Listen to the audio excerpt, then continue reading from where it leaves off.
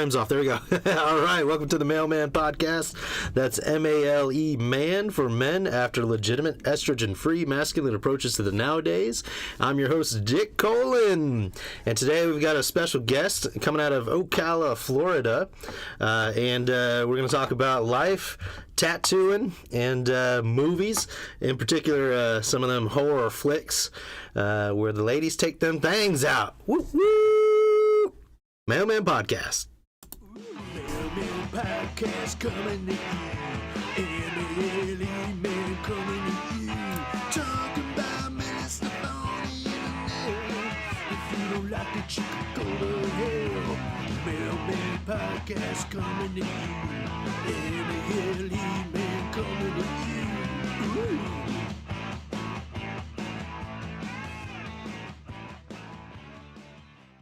All right, and then the reveal. Here you are on the Mailman Podcast. Whoa, that's awesome. Yeah, I Good thought you might like job. that. I went for the classic movie look. Yeah, that's cool. Yeah.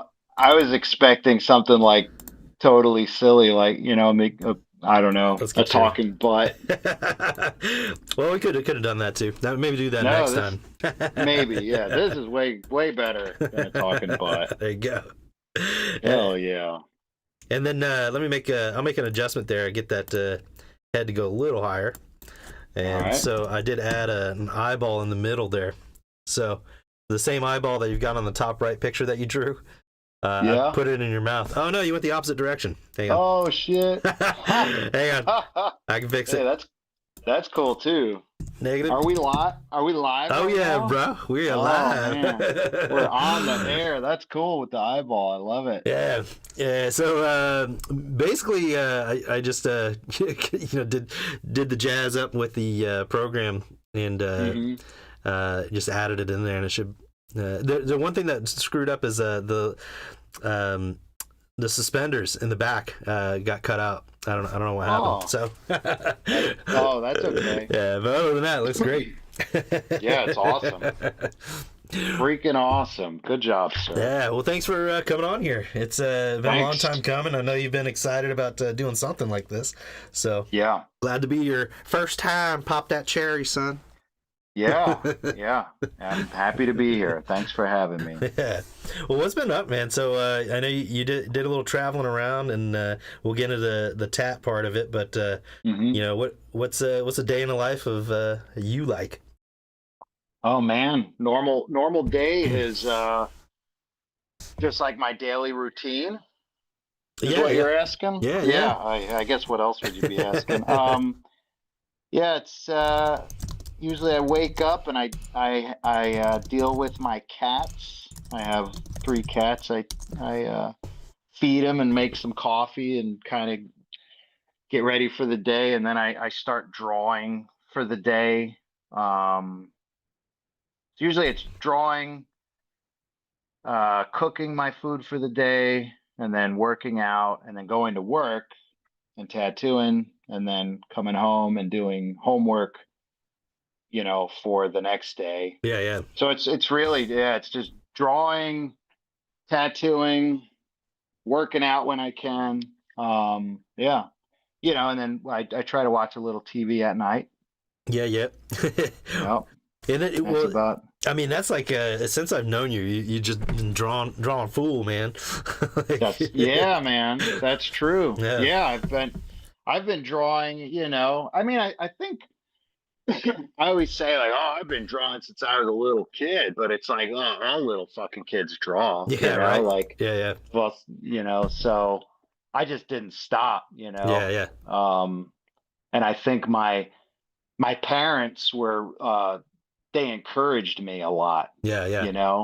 They never saw it as like a silly thing or a waste of time, or even, the subject matter I was drawing was always really weird. Yeah. And they never like were like, hey, you need, we got to take you to a therapist and find out, Yeah. because I was, as a little kid, I was drawing, I would draw, I don't know why I would do this, but I would draw like titty spaceships.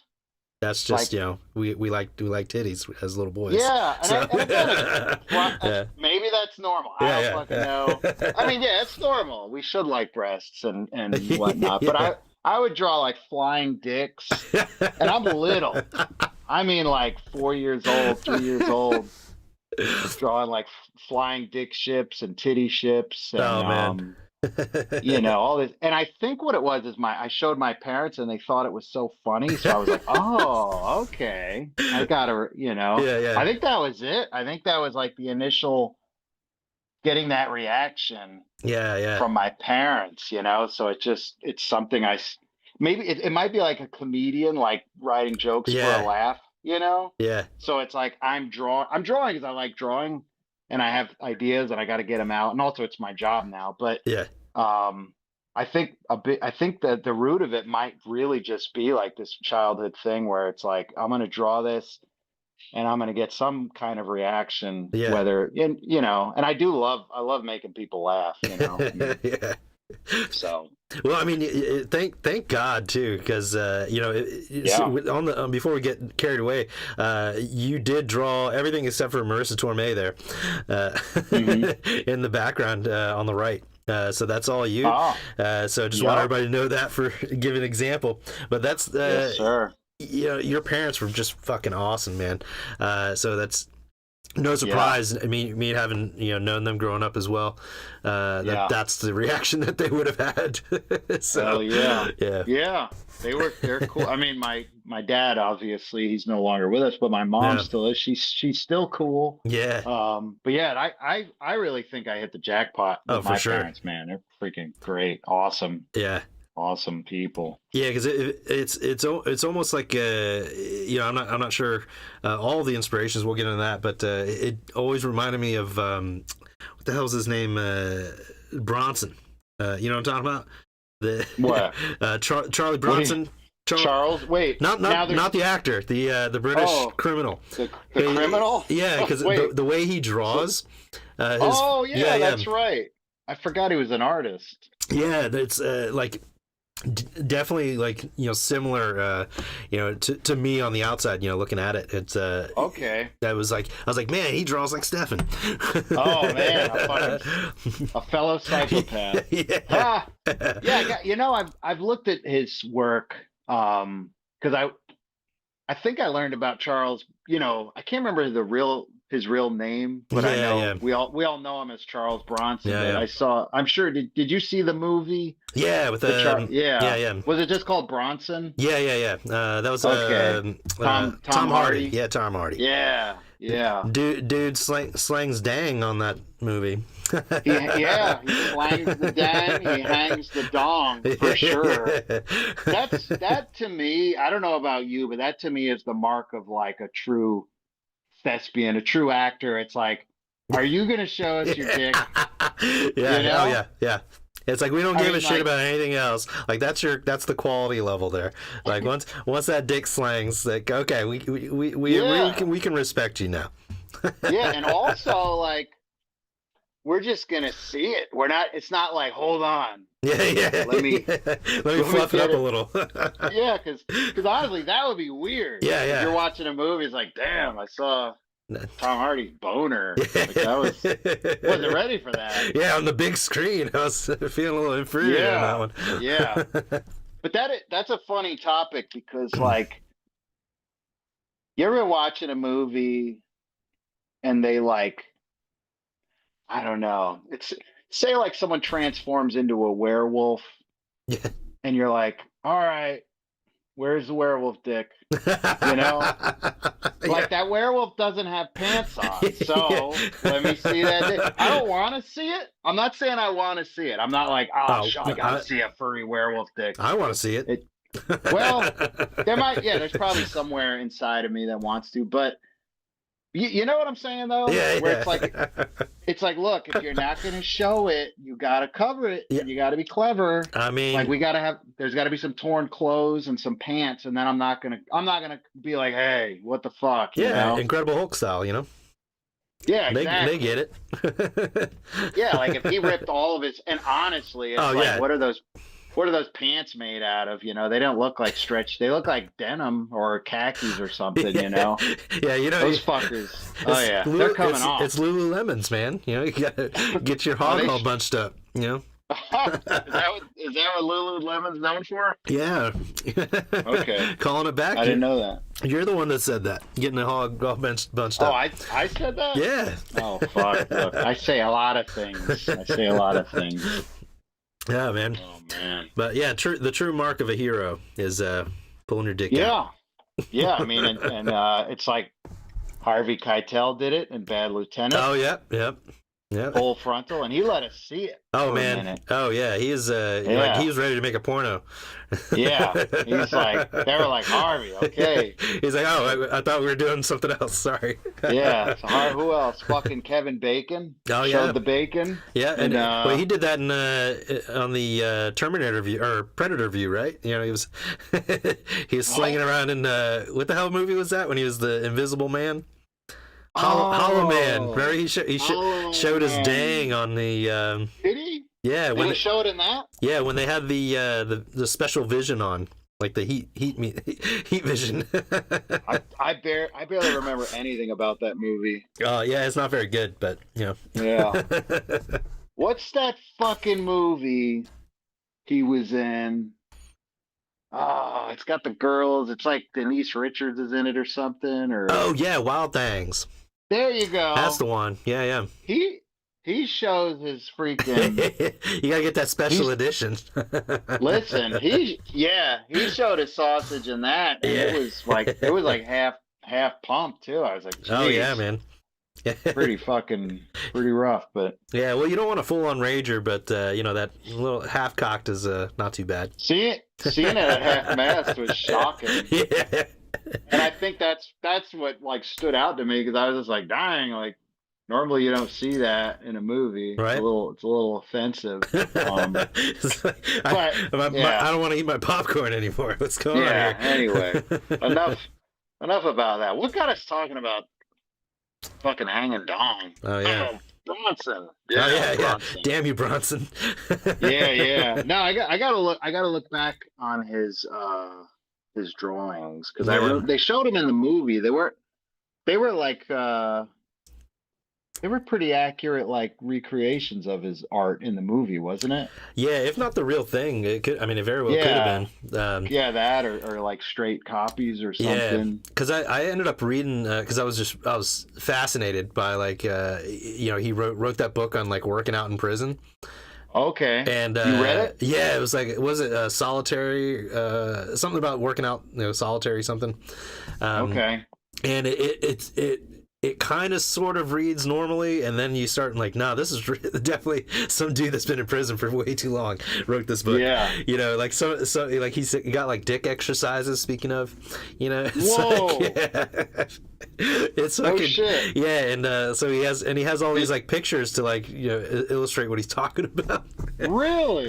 Yeah, it's pretty interesting to read, man. But oh my god, I would definitely question some of the workouts, but at the time he was in pretty decent shape for being in a cell. So dude was jacked. Yeah.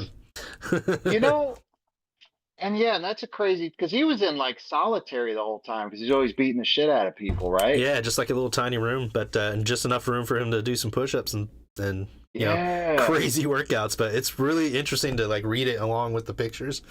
So I recommend it. I think it's interesting enough to dive in there. Yeah, I'm gonna look that up. Yeah, especially because you like working out, and last time we spoke, you were kind of recovering there, but you're back to normal now.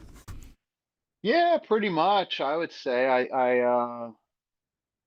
think so. I think I'm like I feel like lately I've been getting close, pretty much back to what I was before I tore my tit off. Yeah. The spaceship tit. Yeah. Yeah, my space titty. Yeah. I mean, I've been very careful, and since then, and I'll never. I did it, for those at home listening. I tore it off bench pressing with a straight barbell, which is like when I went, after the surgery when I was in rehab, the the fucking, what are they called? The guys, the therapists in there, Yeah, yeah. the rehab guys. They were, the guy was telling me, he was like, your injury, he was like, it's men from 18 to 45. God He goes, damn. that's it. He goes, and I'm not saying it's never happened to a woman. I'm sure it has, Yeah. but he's been doing it forever. This Yeah. guy, like he's been doing it 20 plus years, maybe 30 years. I don't know, but he was saying, he's like, in all my years, he's like, we've never had a woman come through here with that injury. He goes, Damn. every time it's a man. And he said, and every fucking time, 100% bench press, straight barbell. God damn. So So be careful I out there. yeah, I don't fuck with it. Yeah. I bench press only with dumbbells, and I never let it go. Basically if you're on your back on the floor and you Yeah. bench press and your elbows hit the floor, Yeah.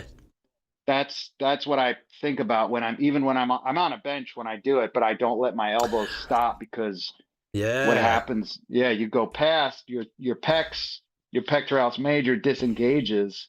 And then when you go to push back up, it re-engages, and then that's where it rips off. Oh shit. Yeah.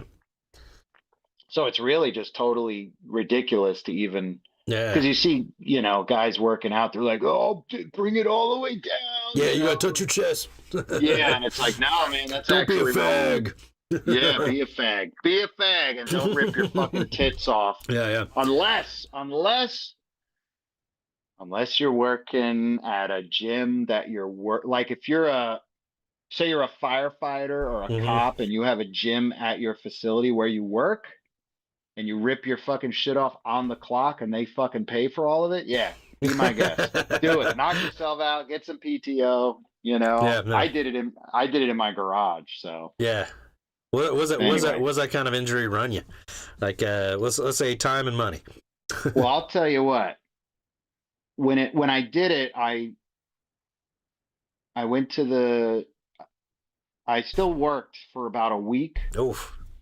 Because I thought I knew I ripped it off. I ripped it really bad. Because I just felt it. I never felt anything like this. Oh, As soon as it was happening, I was like, my muscle's ripping off. Yeah. But I went to the doctor. I went to the emergency room. Or no, I don't know where the fuck I went to the hospital. But anyway, the doctor was like checking me out, and he's like, you're probably fine. Probably just strained it. Because he was like, does it hurt? And I was like, not really. And then he's like, can you lift your arm? I was like, yeah. And he's like, yeah, you're fine. Oh shit. I just pulled something. Yeah. So then my buddy who works at the hospital, he was like, hey, you need to go get an MRI. Yeah. You have to get an MRI. So anyway, I go get an MRI, and then I meet up with the surgeon, and he looks at it, he's like, yeah, you ripped it off completely. God damn. And I'm like, well, can I recover on my own? He's like, you ripped your muscle off. It's not coming back. It's off the bone. You need surgery. Shit. He's like, I'll get you in Friday. I'm like, fuck. That's like, I didn't expect to have all this happen so fast. So anyway, so I finished out my week of work, got the surgery, and I was out of work for 2 whole months. Damn. So I missed 2 months. So whatever that adds up to, I don't fucking know. Yeah, right. And then even when I returned to work, it took a couple, maybe it took a while. Like there was for a time I was only doing like 3 tattoos a week, because that's all I could handle. Yeah. So then I was barely making anything, So it took a long time to recover and get back to normal and get back to my normal speed. But the bill I got from the hospital, I think it was like $40,000. God damn. Yeah, because I don't have insurance. Oh yeah. So well, shit. Even if you did, they're gonna, somebody's paying that 40 grand. So somebody's paying. Yeah. But so yeah, it was 40 grand. And then you got to add in like going to the emergency or the after hours. I can't remember. It wasn't the emergency room. It was like the after hours thing at the hospital in Gainesville, UF. Yeah. So it's like paying them and then paying for the doctor's visit. And then, so the surgery, it's 40 grand. And then I had physical therapy. Oh yeah. So add all that up. I mean, so I paid for all that shit out of pocket, but to this day, I still haven't paid, and I'm not bragging, because I'm not one of those people that's proud to not pay a medical bill. Yeah. You know, Yeah, yeah. I'm not like, oh fuck that. It won't affect your credit. It's like- I mean, again, no hate on anyone that does that. I get it. It's like it's fucking expensive. Yeah, You yeah. know, how do you? So anyway, I just like I get the bill. I'm like, hey, I can't afford this. You know, Yeah. it's like, all right, fill out this paperwork. You know, you'll do a financial aid.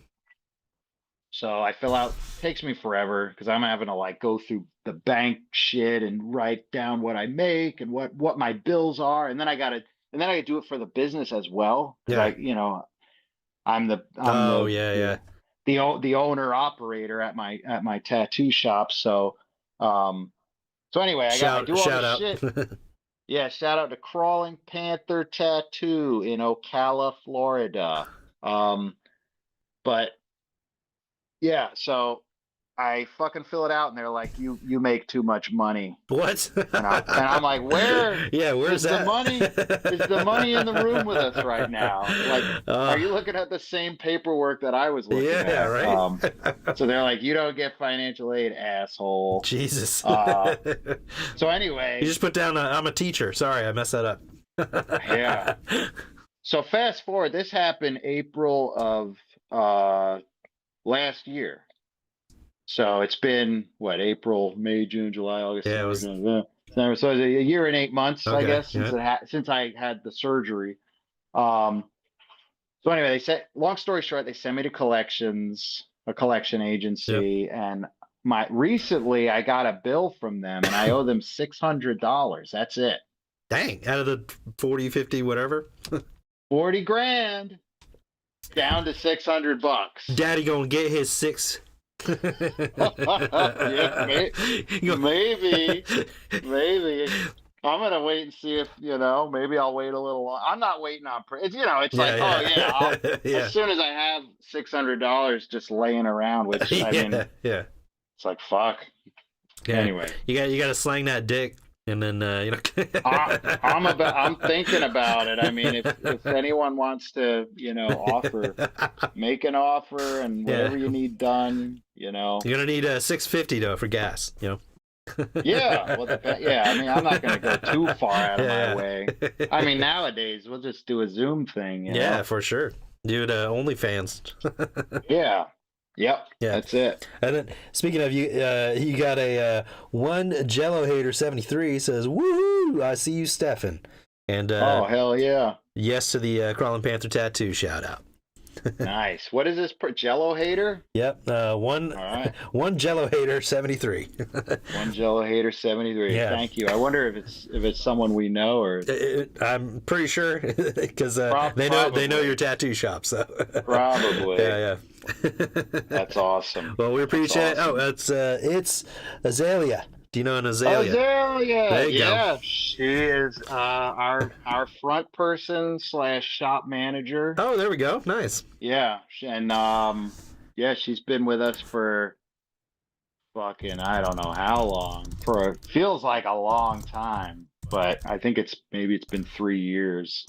It feels like it's been 25 years she's been there. Dang. But no, I'm just kidding. No, she's great. Yeah, in a good way. In a good way.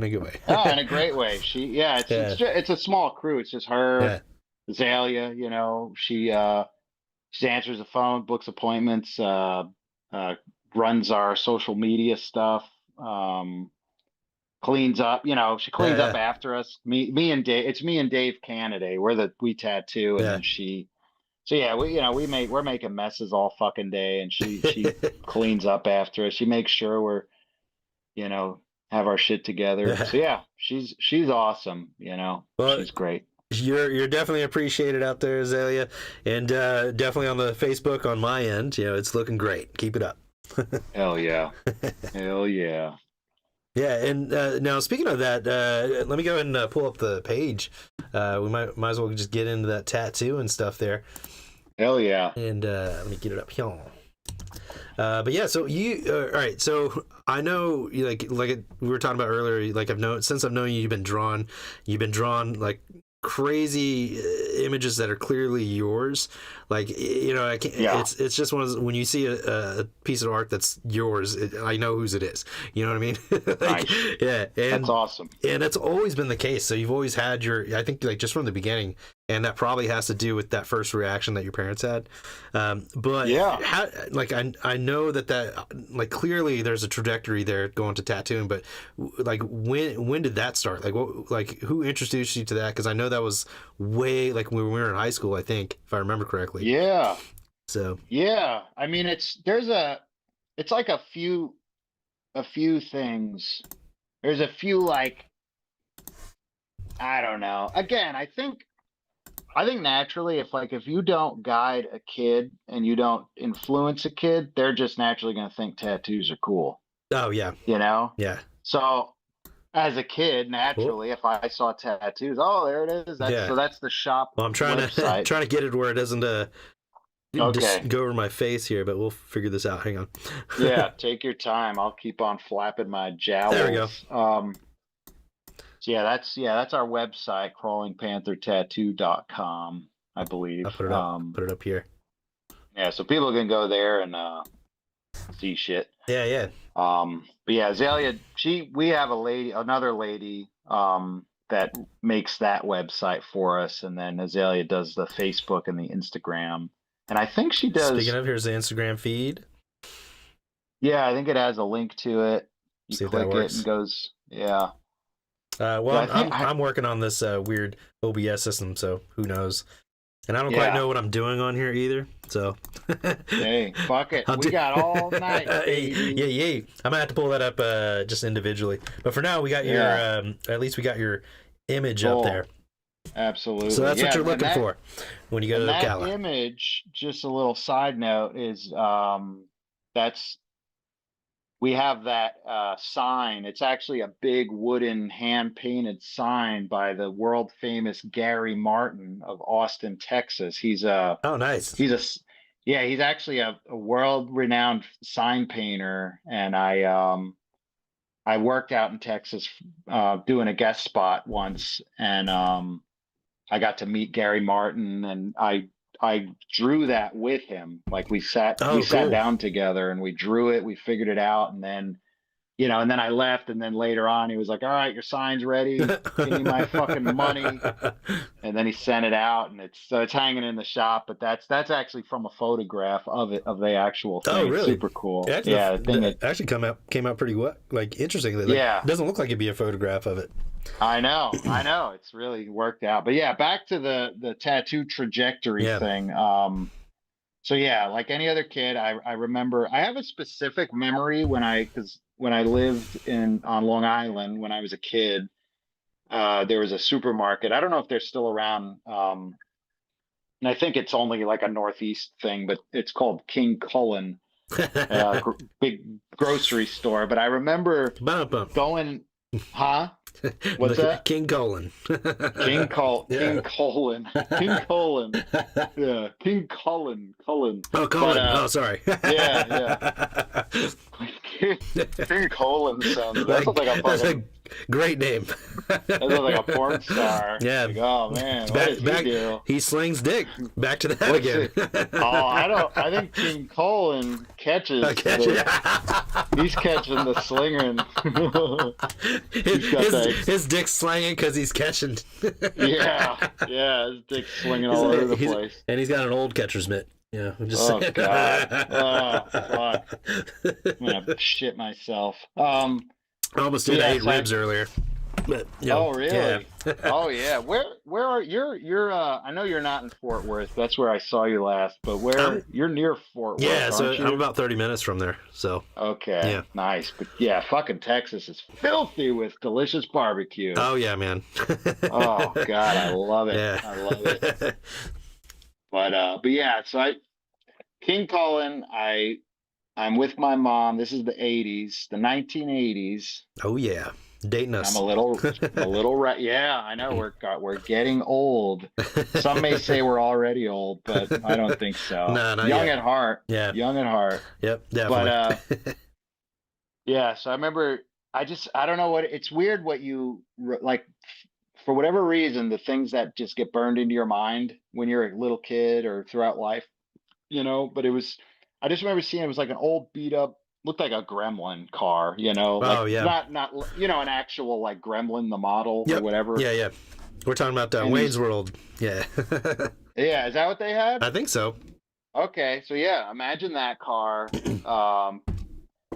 Two punk rockers get out, and one of them had like slick greaser kind of hair, and the other dude had like, I can't remember what color it was. Maybe it was like a bright color mohawk. It was like, Yeah. in the spikes, but like bright green or red or something. And he was just fucking punked out. Oh, Like man. yeah, And back then, that looked was like not common. So. no, yeah. I mean, and I remember they had tattoos, and they weren't like covered, but they had them all over, like a little Yeah. neck tattoo, a couple on their arms.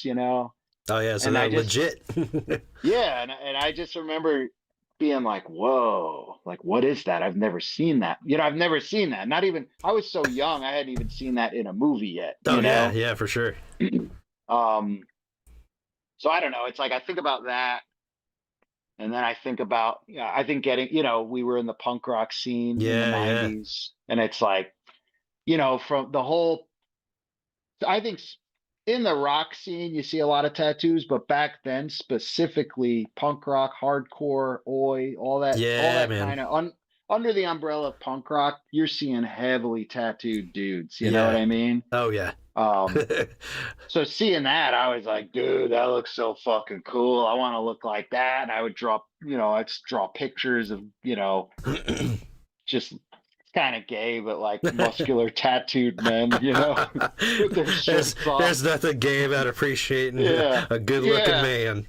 Yeah. Whether I'm confident enough in my sexuality to Oh yeah. say that, but As long as you get a half a chub and nothing more, you're fine. That's the cutoff. oh yeah, Yeah. no, you stop it there. Yeah. You stop it there. You karate chop that thing if it starts creeping past that. Oh yeah, yeah. You gotta instantly find some kind of lady, Yeah. of some sort. Yeah. We just shout no homo. Yeah. But so yeah, I think, and here's the thing. This is the funny thing too. Like drawing as a kid, I always, and I'm actually I'm holding a black Bic pen right now, and that's what I always had to have. Me and my brother, I have an older my brother Justin, 2 years older, and he's an artist as well, not a tattoo artist, but an artist, but more in the video game realm. But so me and him always drew, but we always had to have black pens, and we were basically doing line drawings for fun. You know what I mean? Like like for a tattoo, you have an image. Someone could bring you a picture of like, oh, I want this rose, and it's an actual photo of a rose or a painting or whatever. So you go, okay, I got to make a line drawing. You take it, you put your tracing paper over it, or if you're using an iPad, you take a picture of it, you just trace it on there. But you trace out a line drawing, and you make your stencil, and then you slap that on, and that's your guide to do the tattoo. So I think it's interesting that like me and my brother we were just practicing, we were drawing our own shit from our heads, but we were doing line drawings. It was always a black fucking line drawing. So like, so fast forward a little bit, my mom, when I was about 12, maybe, she started getting tattooed. Oh, okay. Yeah. And I can't remember who she went to first, but if you remember, I don't know. Did you ever go into the tattoo shops in Leesburg when we were a kid? Or kids? Just I think we were one kid. But, yeah. Anyway, just I think just the one that was closest to the high school, if I remember correctly. Okay, so that could have been Taboo Tattoo. I can't remember which one that was, but that's my memory. There were two tattoo shops in Leesburg at the time in the 90s. There was Taboo Tattoo, and then there was Ringles. And Ringles was like the shitty, like Oh yeah, I don't remember that name at all. Yeah, Ringle. Was that over there by the Spokes bar? It could have been the Broken Spoke. Broken Spoke, yeah. Yeah, come get your fucking spokes broken. Yeah, your teeth and everything. Yeah, Become a catcher's mitt. I never, become King Colin after going in there. Now, if you wanted to be King Colin, you had to go to Miss Viv's house. Oh fuck! Don't start. We can't. Attitudes though. Yeah, that was the other one. I plead the fifth about Miss Viv. Yeah. Holy shit! Yeah, we can go into that. Put a pin in here. I'm gonna write. I'm gonna make a note. Miss Viv. Yeah, we gotta put a pin in that one because that's a whole nother podcast alone. That's a whole other podcast where not only do I want an avatar, I need my voice fucking altered. And a pseudonym. Holy shit, man. I'll be times. Mr. Viv. Yeah, good times. Yeah, they were good times, honestly. Yeah, they really sure. were. They really were. And you know, I don't know where Miss Viv is, but if you're out there, Miss Viv, we love you and we miss you. We appreciate everything. Yeah, thanks for not molesting us, Miss Oh Viv. yeah, that's the good part, you know. Look at that. We all should have been raped by Miss Viv. But anyway. Yeah, and some. Yeah. Back to what the hell was I talking about? Oh, tattooing. Yeah. So my mom, she's getting tattooed, and I think she went to. I know she went to both of them. Okay. I can't remember. She probably went to Ringle first, and then realized it sucked. Yeah, or you know, it wasn't even that it was that terrible. It was just like, oh, you know, like all my mom's early tattoos she got were just straightforward. Like, I think her first one was a rose on her back shoulder blade with my dad, my name, and my brother's name, and a banner. And you know, it's just like a classic, like, fucking fine line rose with a banner. And then it looked, from my memory, it looked cool. But even then, I wasn't like, holy fuck, you got tattooed, my mind's blown. I was just like, oh, cool, my mom got tattooed, you know, onto whatever else. It's still okay. And well, if she went to Ringles, that sounds like a I don't know, like a money shark or a loan shark or something. You know? Yeah, Ringles was a character. Ringle was, he was like a motorcycle mechanic and then he also tattooed. So like if you walk in his shop, he would come out. He had a Hitler mustache. That was interesting. And then well, his name's Ringle, so you know. Yeah, Ringle, Hitler mustache. What other kind of mustache are you gonna have with that name? Like, you know what's funny though? He was like a soft spoken, like kind of doughy guy. Like he wasn't. Yeah. I feel like if you're gonna have a Hitler mustache, you better be ready to fucking rock and roll. You know? Oh yeah, like 24/7. Yeah, you're like, yeah. What about it? Yeah, my dick. You gonna do something? You know? I'm slinging my dick out and it's hard, son. He might have just been a Charlie Chaplin fan. Yeah, that's true. You know. Yeah, because that's in the light of the mustache on that side. Yeah, I mean I think Charlie Chaplin he was before Hitler. Oh right? Yep. So Hitler might have been like, man, this Charlie Chaplin guy's got a pretty cool stash. Yeah. So he's so funny. Yeah. But anyway, what the fuck? Oh yeah, your mom got the tattoo on her shoulder. So anyway, she got tattooed, and I remember one time my mom picked me up from school, and she was like, "Oh, you got to come with me I'm getting tattooed, so you got to wait an appointment." And I was like, "Fuck, I don't want to fucking," because you know, yeah. I mean, maybe now a tattoo like I don't know. I feel like my shop is pretty cool, but. You know, if you're not in there getting tattooed, it's like, all right, what the fuck? There's nothing to do in here. I'm bored. Right. You know, so it was like, I might as well have been watching my mom get her hair cut. I was just like, this sucks. I'm sitting in a lobby. I'm reading a People magazine or something, you know? Yeah. So even then it was just like tattooing.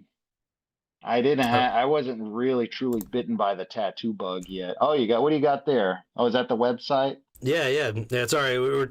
I clicked a button and it automatically okay. did that. But hopefully that's all right. We'll see. It's funny. I think I was looking away most of this time, so I just happened to, I saw some movement. Yeah.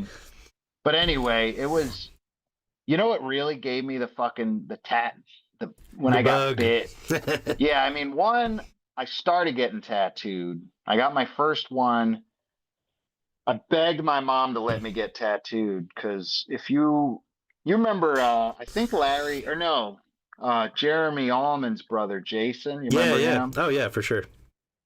I think he was like the first one to get tattooed because we were all like, Yeah. whoa. Was it on his neck or am I remember that correct? Yeah. I Yeah. remember he had Unity written in Old English on his neck. Yeah. But he had some other Yeah. stuff. I remember he had a big spider on his arm. Yeah. And it had like funny little eyeballs. I always thought that was funny because it had like two like cartoony, not it was just like big scary spider, but like two Oh yeah. eyes with just Yeah. like dots for pupils. It's like Yeah. why'd you? It looked like your avatar's eyes. Oh yeah. That's what it looked like. Yeah. But Well, I don't but want to be too anyway, scary, especially when you get high. yeah. Oh A yeah. spider on you, like Jesus Oh, Christ! Like, oh wait, no, it's got Google eyes. It's fine. He's a nice spider. Yeah, it's a friendly spider. But yeah, I think it was like he got tattooed, or he already had tattoos. I think he was born with tattoos. Oh yeah, definitely. I think what really did it was Larry Greenwell. Oh yeah, yep. He went to Fine Line Tattoo in Bellevue, and it was like a tribal, like it almost reminded me, or the way my memory serves or sees it. Yeah. It was like this, the Sick of It All dragon. Oh yeah, Like yeah. I think I do their remember him getting logo. that. Yeah. I can't remember if that's what it was, but I remember it was like a tribally dragon with like Yep. red in it. Definitely. And it was just like, oh, fuck. Larry got fucking tatted right on his forearm too. Yeah. And it looked good. Yeah. And Well, then he's all tanned up, so it looks nice. Yeah. Oh yeah. Got that good skin. Boy. But and then Jeremy Allman, Jason's brother, he started getting tattooed there, and I'm pretty sure everyone was getting tattooed by the owner, Jeff Stegall, and I mean, he was an amazing tattooer. He was like doing proper, like fine line, clean, fucking tattoos, and so I begged my mom. I was like, I gotta get tattooed. Everybody's doing it. Yeah. You did it. So she was like, all right, if you keep your grades up, I want to see A's and B's for, I don't know what it was. It was like, to me, it felt like, oh, you got to do it for the whole year, but it was probably like, do it for this semester, maybe. Yeah. So, when you're a kid, time moves so much slower. So a semester was like, oh my God, how am I going to do that? But anyway, I fucking did it, and she, stay out of trouble. Oh don't yeah, be a that's don't be the hard an one. asshole. Yeah, like don't piss us off. So I did it. I behaved myself. I kept my grades up, and then she was like, all right, and the other thing was, if I do all this, I can get it for my birthday, but I also have to come up with half the money. Oh shit. And I can't remember. I don't even remember how much it cost. But anyway, I did everything, and I booked an appointment at Fine Line Tattoo with Jeff, the owner. And it's funny because I feel like most people, especially at that age, because I was 15. Yeah. And we have a law in Florida now where you legally have to be 16. You have to have legal paperwork filled out and all this crap. Yeah. And it has to get notarized. Where back then you could just be like, yeah, I'm his dad. Go ahead and tattoo him. How old is he? 12. Okay. Yeah, he's a baby. It's fine. Yeah, it's like whatever. As long as he sits still and gives me my money. Yep. So anyway, I booked the appointment. And I come up with half, and I think it was like the tattoo was like $150 maybe, Hey, which back then for a that's a kid, lot. yeah, you're working part That's a time. lot, and that's a lot for back then because this was in the '90s Oh still. yeah, because now, I mean, you can still get a Yeah. tiny tattoo for that price, right? Oh, sure, sure. I mean, yeah, tattoos are, Like black and they're white. still they're still expensive. But you remember my first one? It was the agnostic front boots. Oh Do you remember yeah, that? yeah, yeah, Yeah. So it was the agnostic front, just the boots. yeah. Um, and it was like, I don't know, maybe like I can't remember how big it was. I got it covered up actually, so I can't even see it anymore. But it was like, yeah, it was like maybe the size of a golf ball or something, or Yeah, maybe a little bigger. But so yeah, $150. So I come up with half of that. I get tattooed, and I'm just like, hell yeah, I'm tatted up, yeah, you man. know. Um, yeah, even then, I was still not, even though I drew all the damn time, tattooing.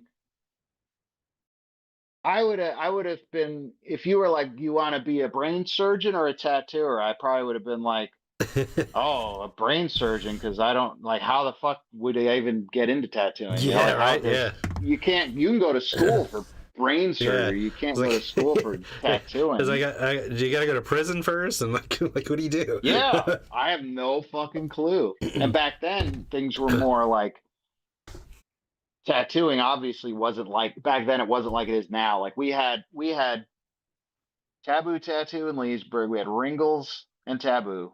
Yeah, So that's Leesburg. Now you got to go, yeah, you like head an north. hour and a half away. Fucking. Yeah, you head north. So you get out of Leesburg, you go Fruitland Park, Lady Lake, Summerfield, Yeah, there's Bellevue, like nothing Polk. there. And now, boom, now there's your next shop, Yeah, So you yeah, had nothing. You had yeah. all these towns and whatever. And so, yeah, you're like all the tattoo shops were Well, like, this is like pre-bike fest too, I think, right? Yeah, because yeah, we didn't have that Bike till Fest. after. That's right. Yeah, but I don't think Bike Fest had even started, and I remember that being real small. That was literally Oh just yeah, like one street, yeah, and it was like Now, one now it's little huge. part of the street. It wasn't even like the whole street. It was just like Yeah, that one section yeah. downtown. It was one little piece of road. Yeah, It was like it wasn't even like it was like a street on a block. You know yeah, what I mean? And that yeah. was it. But yeah. So, oh man, I can't. I remember. Fast forward now from 15, got my first tattoo. And then I start getting more tattoos from we would go, you remember JT from the Dead End Kids, the drummer? Oh yeah, yeah, yeah. So he would have his buddy Ed, I can't remember his full name. It was Ed, and he was from a shop called Old Town Tattoo in Florida. But anyway, Ed would go to JT's house and tattoo people, and he was a good tattooer. So you hear like, oh, house tattoos, Yeah, but it's like he was a legit guy yeah. and who did good work, and he was friends with JT, so he would come down and stay at his house and tattoo. So I would get tattooed by him. And it Oh, was and that was funny that because was just right in Freeland Park too. That two-story, right? yeah, Yeah. yeah. And again, I'm a minor still. I'm at this point I'm 16 years old, Oh, but and you're heavy into already into that scene though. So by that time, oh I like, was in it, and it was funny though because I would still I would tell my parents, I'd be like, I want to get, I'm gonna, JT's having a tattoo party. Can I go get tattooed? So I get permission from my parents. yeah, And then they'd be like, all right, well, we want to see what you're going to get. We want to see where it's going to go, So they would approve everything. And I would go there. And then Ed would be like, is this kid cool? And JT's like, yeah, he's cool. And then JT's like, you checked with your parents, right? Because everyone knew my parents, And yeah, I yeah, think that's part of the thing, that's a benefit of being a cool parent. Because now if you do some fucked up shit, your friends are gonna be like, no way, you yep. can't do that. Oh Like yeah, no I'm fucking not gonna way. get in trouble. I don't want to get on your parents' bad side, Yeah, But anyway, so yeah, I would go there. I'd be like, yes, I can. My mom said I could do this. My dad said, and I'd get tattooed. So I'm getting a bunch of tattoos at that age.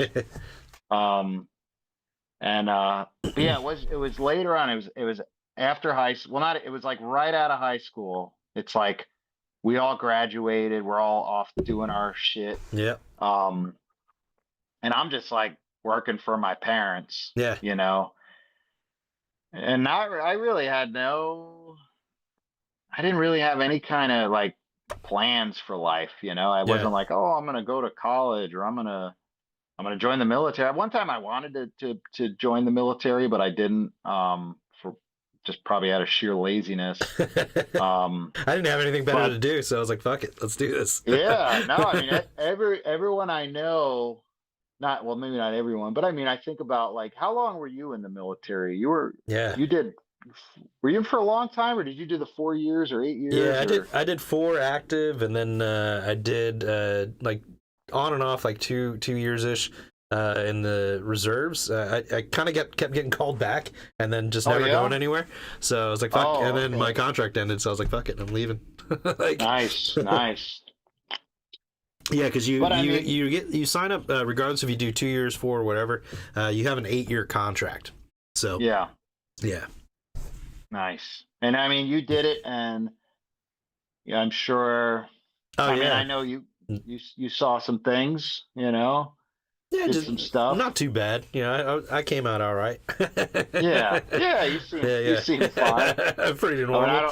Yeah. I don't know what goes on behind closed doors, you know, but Yeah, you know, the usual, you know, yeah, dick like slanging and, you know, yeah, spaceship titties. nothing nothing too horrible. Yeah. Yeah. But anyway, so yeah, that everyone's doing their thing. My brother has gone to the Art Institute of Fort Lauderdale Oh, yeah. for computer animation. So he's going and getting a degree in computer animation because he wants to get into the video game industry. And but anyway, I remember one morning I'm sitting with my parents, and I don't remember if it was the weekend or maybe we were getting ready to go to work because our we worked. My parents owned the nursery, the Yep, plant yep. nursery, landscaping business, and it was on our property. So it was literally like you just walked out the Yeah. front door and went to work. Oh, yeah, I remember Um, that. Yeah, it made it yeah, real fucking cool at night. yeah. Oh man, it was fun going up there like late at night, drunk as shit. Yeah. Did you ever climb the palm trees? Did we ever do that? Because if it Oh was something, man, I don't. I I, would. I I never climbed the palm trees, but I do recall someone climbing a palm tree. So. Oh man, that was the thing. Yeah. When I learned about, I don't know, maybe I saw someone do it. I feel like Luke Holland would have done something like Oh that. yeah, And for sure. so I don't know if I taught people or I Yeah. saw someone else do it, but I once I figured that out, it was fun. It was like this big sturdy fucking Yeah. palm tree with the chopped off fronds, you Oh know, like so yeah. it's got like you just climb up it, you know. it's But got it it's was got probably handles on it, you know. Like. yeah, yeah, super dangerous because Yeah. you're like getting like 10 feet up in the air Yeah. and you're drunk, you know. But back then you could fall and Oh land yeah, on you'd your be neck. fine. Yeah, just be like, whoops. But but yeah, I remember we're sitting at breakfast and I'm like half paying attention like an asshole because my parents start talking and I'm just like, all right, I'll give them half my attention for Yeah, yeah. this. And but I think my mom was like, oh, me and your dad were talking and we were wondering if you'd want to learn how to tattoo. And I was just like, yeah, fuck yeah, that sounds cool. I think tattoos are cool. I like tattoos. Yeah, but now keep in mind, I say that, and that was my honest reaction. Like they literally could have said, "You want to fucking be a mechanic?" And I'd be like, I guess Yeah. yeah, I'll give it a try. I'll try it. Why not? You want to Probably go to pays. Mars? Like, yeah, fuck it. Yeah, fuck it, let's go. But I think obviously they knew me better than I knew myself. Oh yeah. Because again, all my drawings are tattoos I'm gonna get. I'm drawing myself in the future covered in tattoos. So I'm constantly drawing, I'm practicing how to draw tattoos that I think are cool. And Yeah. I'm not even looking at I'm not looking at stuff and copying. I'm just kind of going like, Yeah, oh, yeah. elbow spider webs are cool, and I would draw those on dudes, you know. Yeah. Um, and I was buying tattoo magazines at that time, and I would pull tattoos that I thought were cool, and I'd tear them out of the magazine or I'd cut them out and I'd Yeah. stick them up on my. So I had like, you got your heavy metal and punk rock posters and death metal posters and horror movie shit, and then tattoos. So it's like, metal, extreme music, tattoos, and horror shit Yeah. all over my walls. Um, in stacks of tattoo magazines. So, and I'm drawing all the time, and I Yeah. have tattoos, and Yeah. I'm obsessed with them. But I didn't Yeah. realize that, because again, to me, I mean, you know, you c- we're all into different things, I mean, it's like I'm really into horror movies, but I guess it'd be like back then being like, "Hey, you want to make a horror movie?" I'd have been like, "Yeah, okay, Yeah. cool." Right. Yeah. And then maybe I'd be a director now. But anyway, so they were like, "You want to learn how to tattoo?" So I went and apprenticed at Taboo Tattoo Oh, okay. under the owner Gypsy. Oh, yeah. Okay. That must have been the place I went to, because that's Okay, who I remember. Yeah. okay, so you talked to Gypsy, yeah, and oh, excuse me, Antonio Vuala was his real name. But yeah, I went. So my parents were like, "All right, draw some shit." Get like some drawings together. Like Yeah. I don't think they told me to draw some shit. They just said get some of your best drawings together, Yeah. Yeah.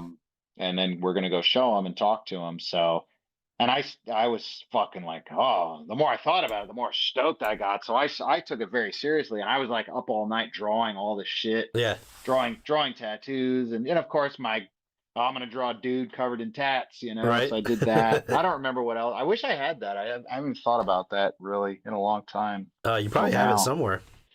Yeah, I'm sure I do. I'm a bit of a pack rat. Yeah. But I'm unorganized, so Yeah. I'll find it one day. But yeah, so went there and talked to him, and he was like, "All right, the apprenticeship starts, when I don't remember when, but and then Yeah. went in there and started the apprenticeship, and here I am, Yeah, man. 20 something years, 25 years later, Yeah. tatting it up. Fucking cool, man. And I always thought it was awesome. It's just like I never could come up with like what I was gonna get, and like just time went on, and the planets aligned. I think when you're showing up, I was like, "Fuck it, let's do that." But it also sounds like the universe was kind of like telling you like, "What the fuck are you doing, man? You like all this tat stuff all over the place. Like you got to do this." Yeah, no, it's funny, and it's like, I don't want to get too weird, but it's like I believe in God. I'm a Christian, Yeah. and so I credit everything to God. I wasn't back then. I was a fucking godless heathen back then, but things have led me, Oh yeah, yeah. to that. And I go, yeah, it's it's God. God was like, I mean, who knows? Maybe I'm an idiot and I'm misreading things, and God's like, no, Steph, and I don't want you maiming people, I just want you to with draw these it. That's all. with these stupid fucking images, but it's like, maybe, it's like, and back to what I was saying about like getting that reaction from my parents. I mean, when I tattooed you, we were we were smiling so hard our fucking cheeks were hurting. Oh I mean, yeah, man. I don't know about you, but Yeah, I know I man. was, That and was exciting. you're a pretty smiley fella anyway, but I mean, Yeah. you're fucking jazzed. You're like, Yeah, "Oh, yeah. I got fucking tattooed. Yeah, it's so cool." And it hurts. It's scary a little bit, because you're like, how bad is this gonna hurt? Yeah, it's like, and this is gonna be forever. Like, what's it gonna look like? Yeah. Like, because you don't know. Well, actually, I've might- got the pictures here, so I'll pull them up. This is them kind of out. like the beginning here. Let's see. Ooh, where's the Google? And then, oh yeah, shit, where the hell happened to it? I got it here. Hang on somewhere. Fucking amateur There we go. hour. There we go. There it Boom. is. There it is. Yeah, we got Yeah. the drawing, the little. Yeah, so this is how it starts off. Yeah. Yeah, we stenciled the center part, so we made an actual Yeah, yeah. stencil, and then drew the rest of it on with markers or with a pen, whatever I had Yeah. at that time. And this is me like sending you some random images of like I had a kind of an idea of what I wanted, and I will say this worked out perfectly because when I went to the onsen in Japan, I popped my watch over on that wrist, and it was easy sailing. Okay. So you've been to Japan since Yeah, you got yeah, yeah, tattooed. yeah. Oh, yes, yeah. How So, you go?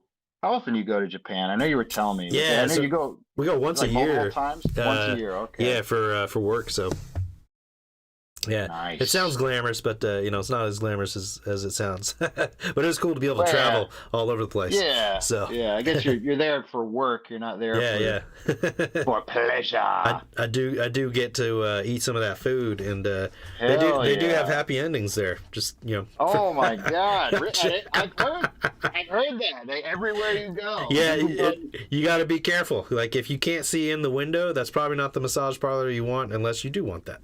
So. Oh, okay. So if the windows are blocked out, Yeah. but I've heard like you could go like, oh, I'm gonna go get an ice cream cone, and damn, that was a good cone. It would really, Japan's weird, man.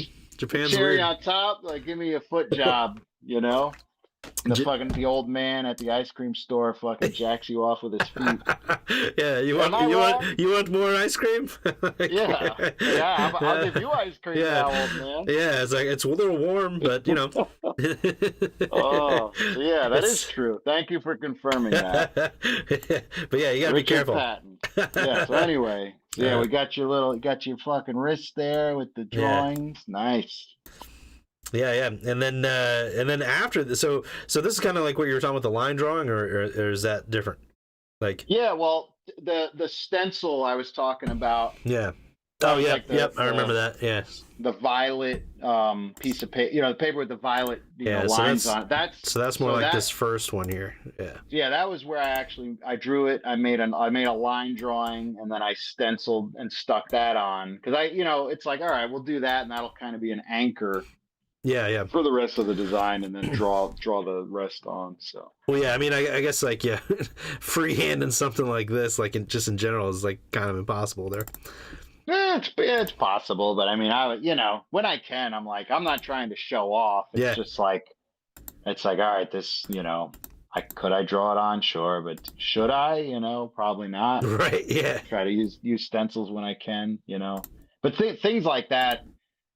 A continuous design that wraps around the wrist is it's like you're better off just drawing it on, you know what I mean? Yeah, because you stencil it and then you turn your wrist and everything shifts and twists. Oh yeah, yeah. And it like distorts. So it's like and that's why when I drew it, I don't know if you remember it. I think in the preliminary sketches you see like lines where I was kind of drawing sections, like, all right, this section. Yep. I remember that. Yeah. So as you twist, it all kind of straightens out. Yeah. But anyway, yeah, there it is. That came out beautiful, man. Like, love it. It's cool. I'm glad you do. Yeah. I really do, and I'm honored that it was. I got to do your first tat, and it's really wild. Because who out of our friend group, you're like the only one who waited until Yeah, man.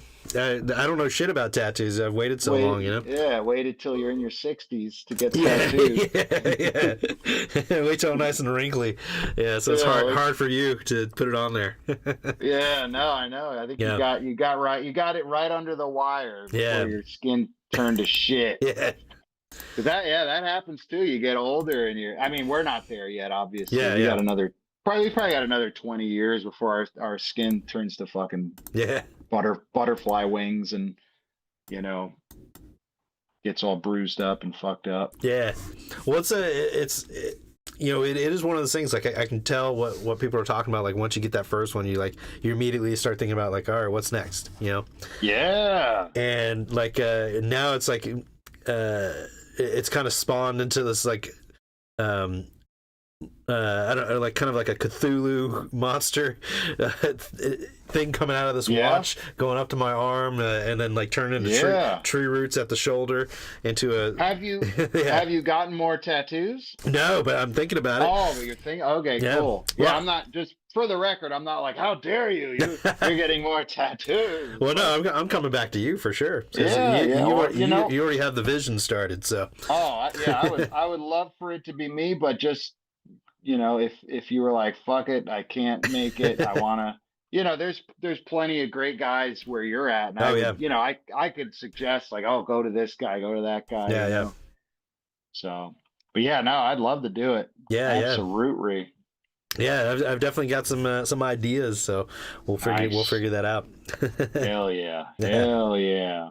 Yeah, I did, like, as I was thinking about tattoos just in general, because you do, like, basically people come in with whatever, and I know from my experience, obviously the under the wrist, like not just from me, but I hear that's pretty painful. But is there a different place that's even more painful, like the forehead or some shit?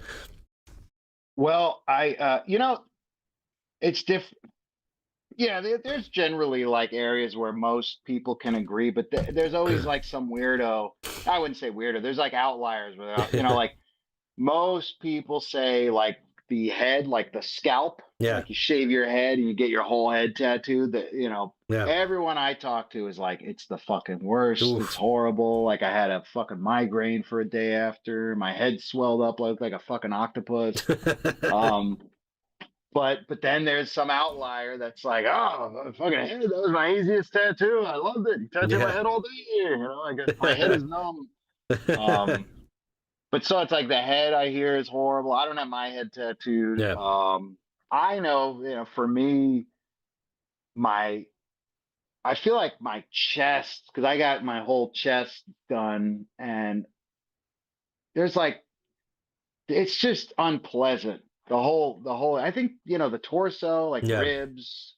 I guess it's like a lot of, because you're hitting muscle, right? Like you're like, it's. Yeah, I don't know what it is. I don't know. I feel there's a lot going on when you get your torso done. One, like say you're getting your chest done, so you've got whoever's doing your tattoo is now, you're in a vulnerable position. You're on your back, splayed open, belly up, and fucking, now you got some guy leaning over you, which is like, okay, he's breathing in your face. It's weird. And you're like, I don't want to breathe in his face. Oh, does my breath stink? Yeah, and you kind of like, breathe, and like your chest is gonna move, and you're like worried about that. Like, yeah, you're trying to hold still. Yeah. But now you have, breathing is so important. It's like if you're panicking or you're in pain, it's like, stop, control your breath, get your breath under control. Now your body is going to, it's going to regulate itself. Everything's going to get back to normal and you'll be able to handle it. Yeah.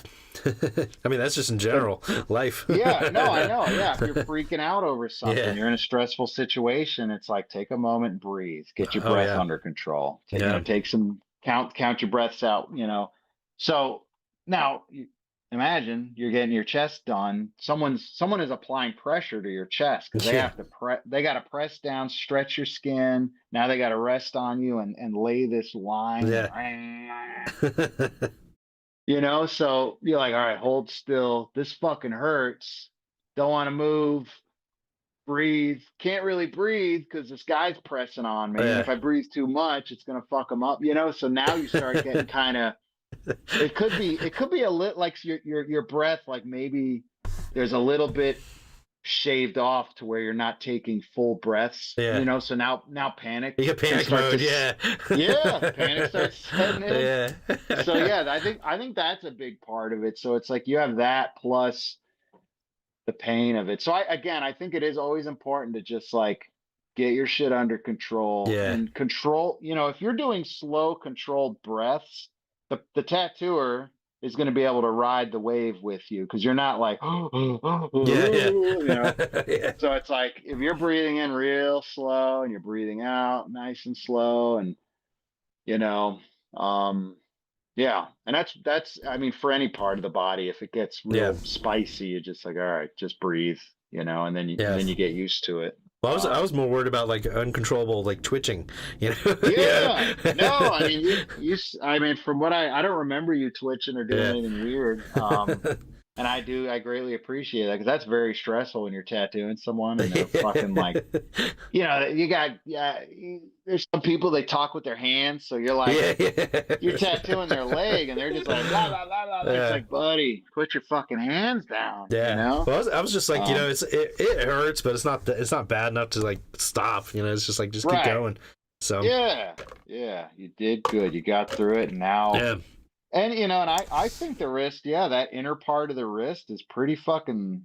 I mean, I don't know how you felt, but I when my wrists fucking hurt, I was like, Yeah. Well, damn. it felt like I was being like electrocuted or something. Like, Yeah, yeah, yeah.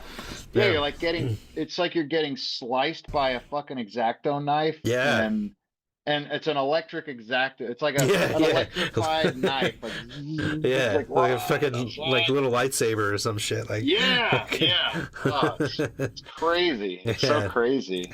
Fucking nuts. It's wild. So well, getting tattooed is a really wild thing, Oh yeah, looks you like know. Azalea also said the spine hurts the worst. Yeah, you know what? I recently we I don't know how it was, maybe a month ago or so, a few weeks ago, we outlined Azalea's back. Ooh. Um, Okay, so and that's I she knows then. Yeah, yeah. So and I agree. I got my back done, and the spine was fuck. Oh my god. Oh my god. That is like you wanna get up. You want to get up on all fours and run off the table like a wild beast, just like yeah, run completely out the front door, just run out to the highway and purposely get run over by a truck. It's Jesus, oh, it that's pretty hurts. It bad. fucking hurt, but you know what? You get through it. You tough it out. Yeah, well, I guess the outcome is worth it. So, Yeah, yeah. I mean, but yeah. we started a giant. I always get the names mixed up. I don't know if you being Mister fucking going back and forth to Japan and you speak Japanese fluently, right? No, I just enough to get by. So, Okay. Well, don't you teach English over there? yeah, but I don't need to speak Japanese to do that. So, yeah. Okay. What do you do? How the fuck do you teach them how to speak English? You Oh, just talk to them yeah, until they figure it out? full immersion. Yeah. Really? Yeah, Is it? yeah, yep. No shit. Yeah, Oh so wow. even if Okay. they're starting at zero, they got to figure it out. Yeah. Wow. How about that? Well, are you familiar with Japanese like folklore, like the monsters and ghosts, the what do they call those? Oh, Fuck. the oni, and then the Yeah, there's Oni yeah, demons. There's a um, name in general. Yokai, I believe is how you say it's Yokai. And would that be pronounced Yokai or what Yokai? one more time? YOK AI. AI, yokai, yeah, yokai. Okay. Oh, So AI, it's just so yokai, yeah, yokai. okay, Yokai. So there's like a subtle E at the end, Yeah, kinda, or yeah, E yeah, sound. Okay. But anyway, those are like that I think that is the umbrella term for like, the ghosts and goblins and yeah. Well, I demons mean, and whatnot. I will say, I've had some experiences. I talked about that on that podcast earlier. That's right. Yeah. That's right. So I don't What? necessarily believe in that stuff, but in Japan, I do. Yeah, yeah. No, I mean, It's just weird. as I said, I mean, as a Christian, I believe in, the supernatural Yeah, realm. I mean, yeah, I base my entire fucking life, on it now. So yeah, I mean, I believe, but also as a Christian, um,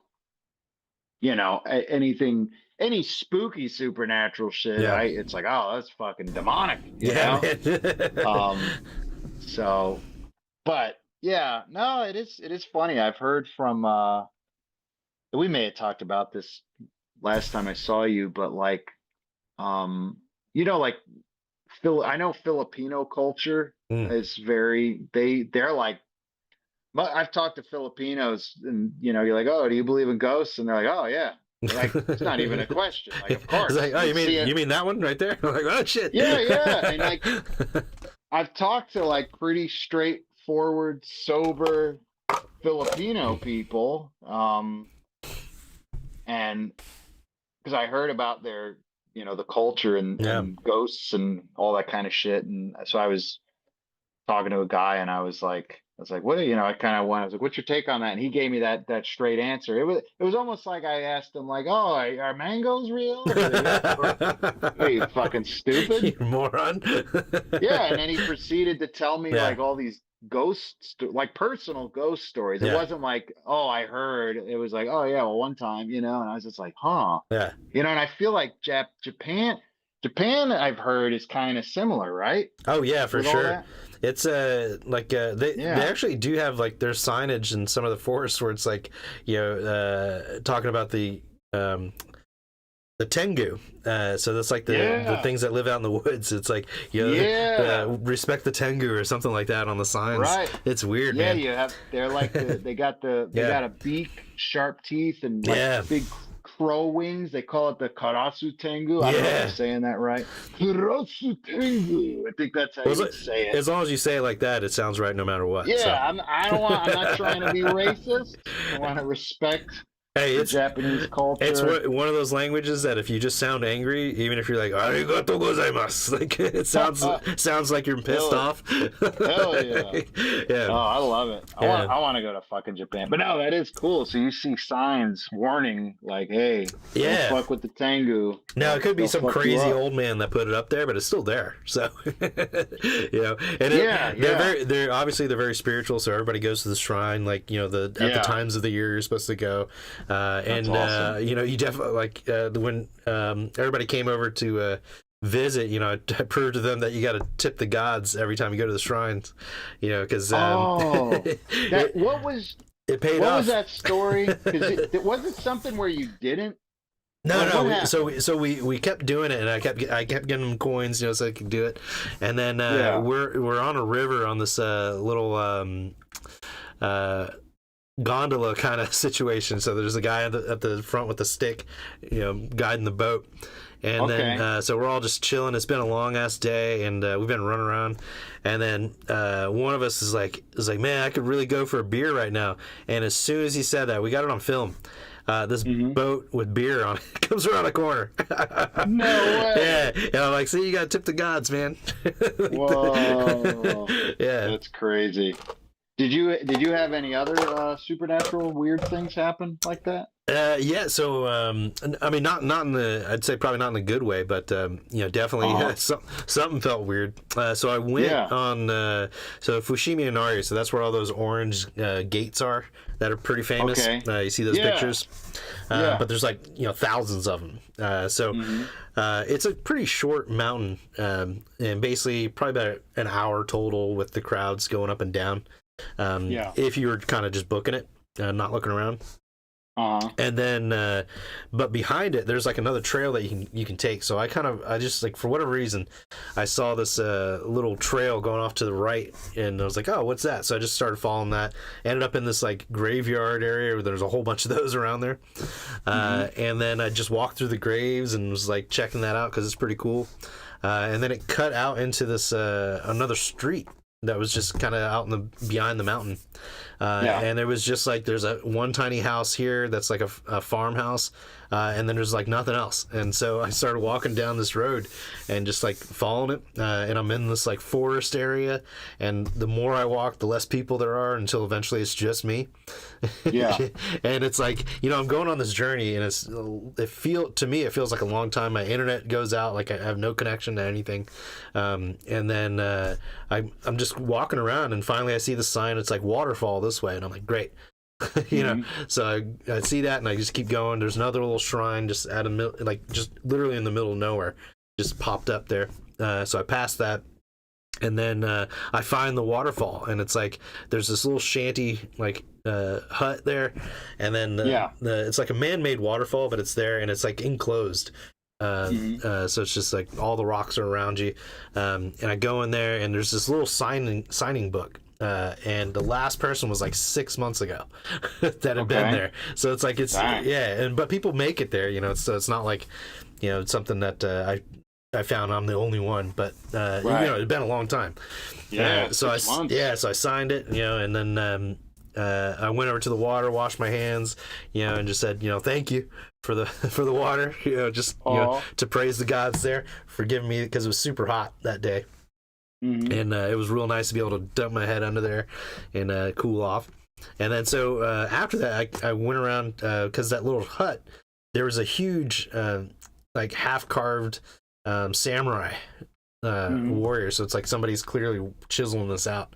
And I'm just like, I see that, and I'm like, fuck it. I go around the building, and I start going down the path there. And then I just keep going, and it's just like there's ropes there, and I go under the rope. So I'm like, yeah, fuck it, I'm gonna just keep going. So basically, the rope's telling me not to go. There's like a little sign that says, don't continue. Oh, yeah. So you said fuck that. Yeah, I'm doing so it. I kept going. Fuck them Tengu. Yeah. And then so I ended up getting to the end of the line for that trail, and so when I get to the end, like I look around. And I've just kind of been like walking, not paying attention. And then at that point, I'm like, well, I can't go any further. So I looked around, and there's like this little camp area.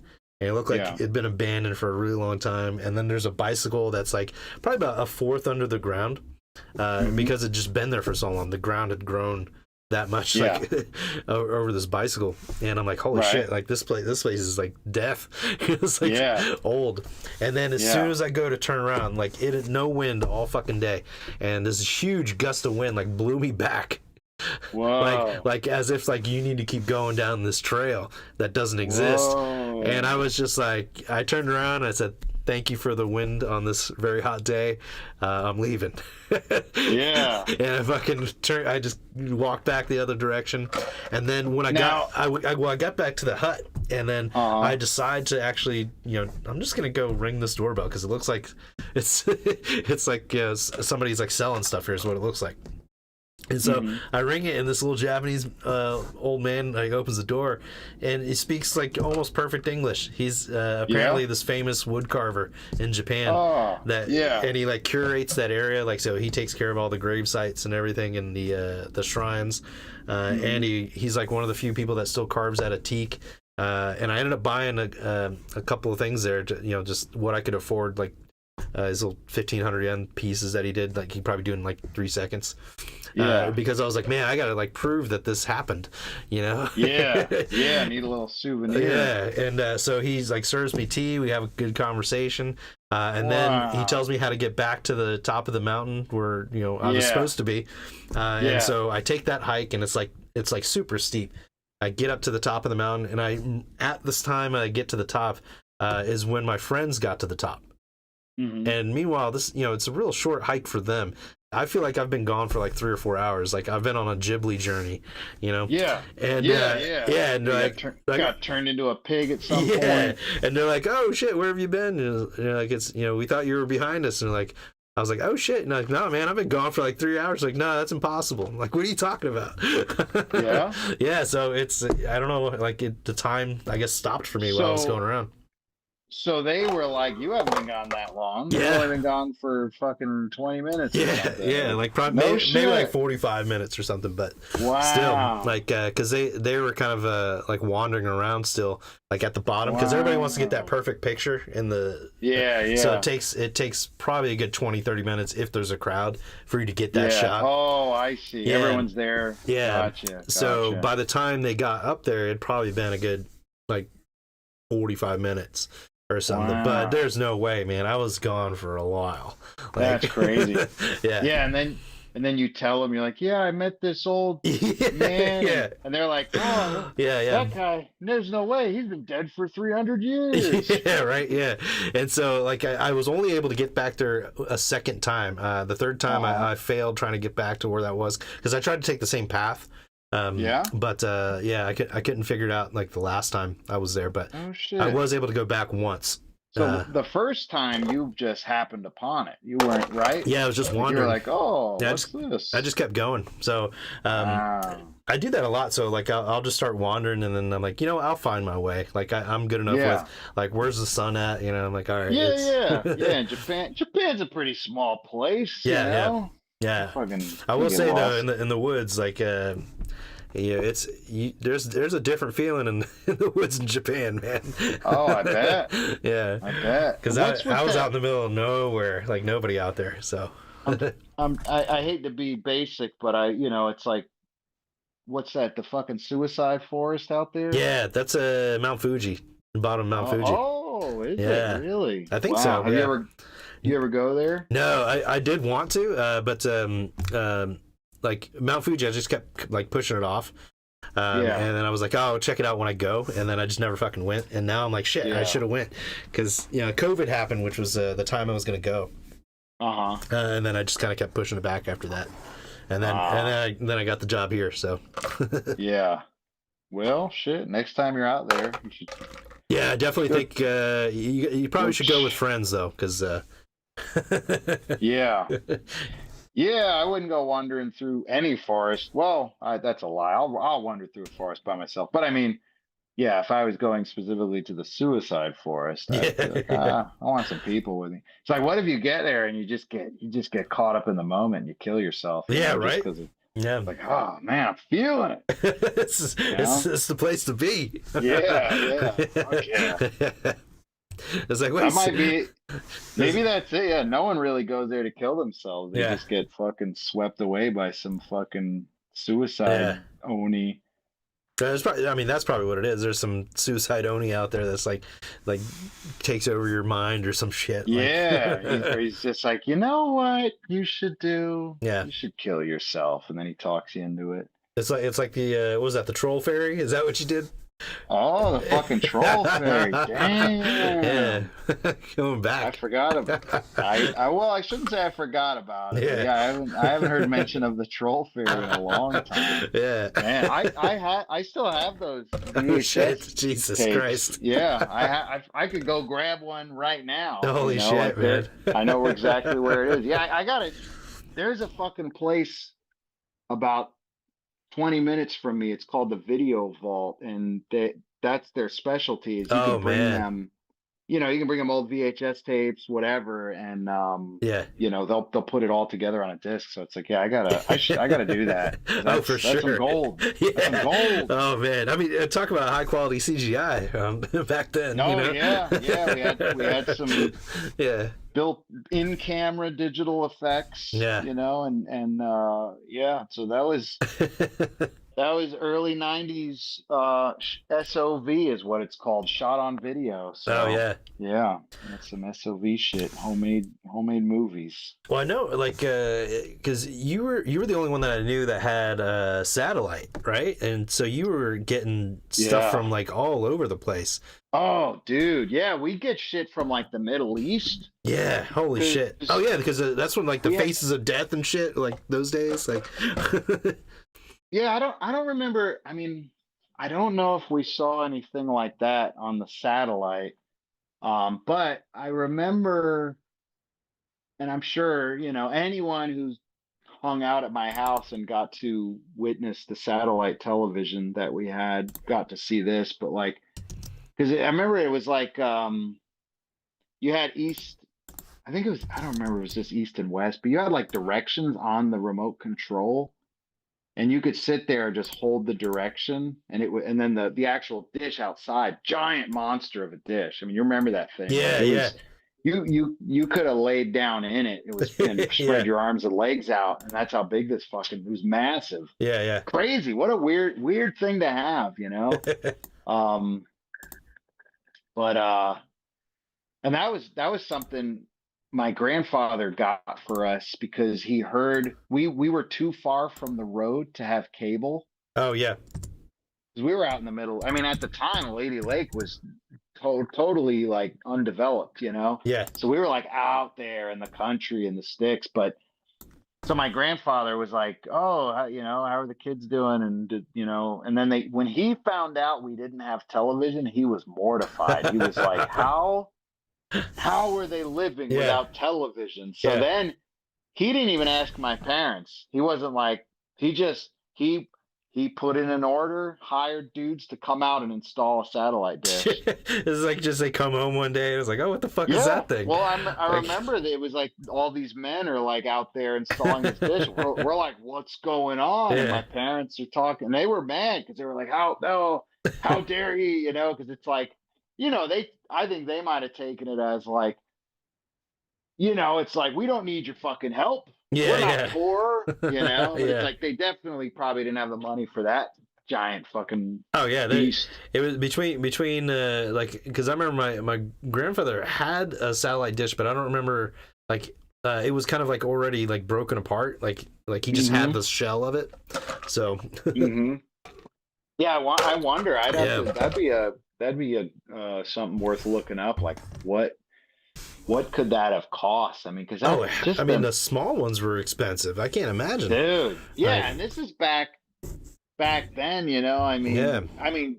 I don't think they were ever cheap or got Yeah. cheap. I mean, you know, granted the little ones with the technology, but this fucking thing, you could click a channel, you could be like, all right, go to MTV.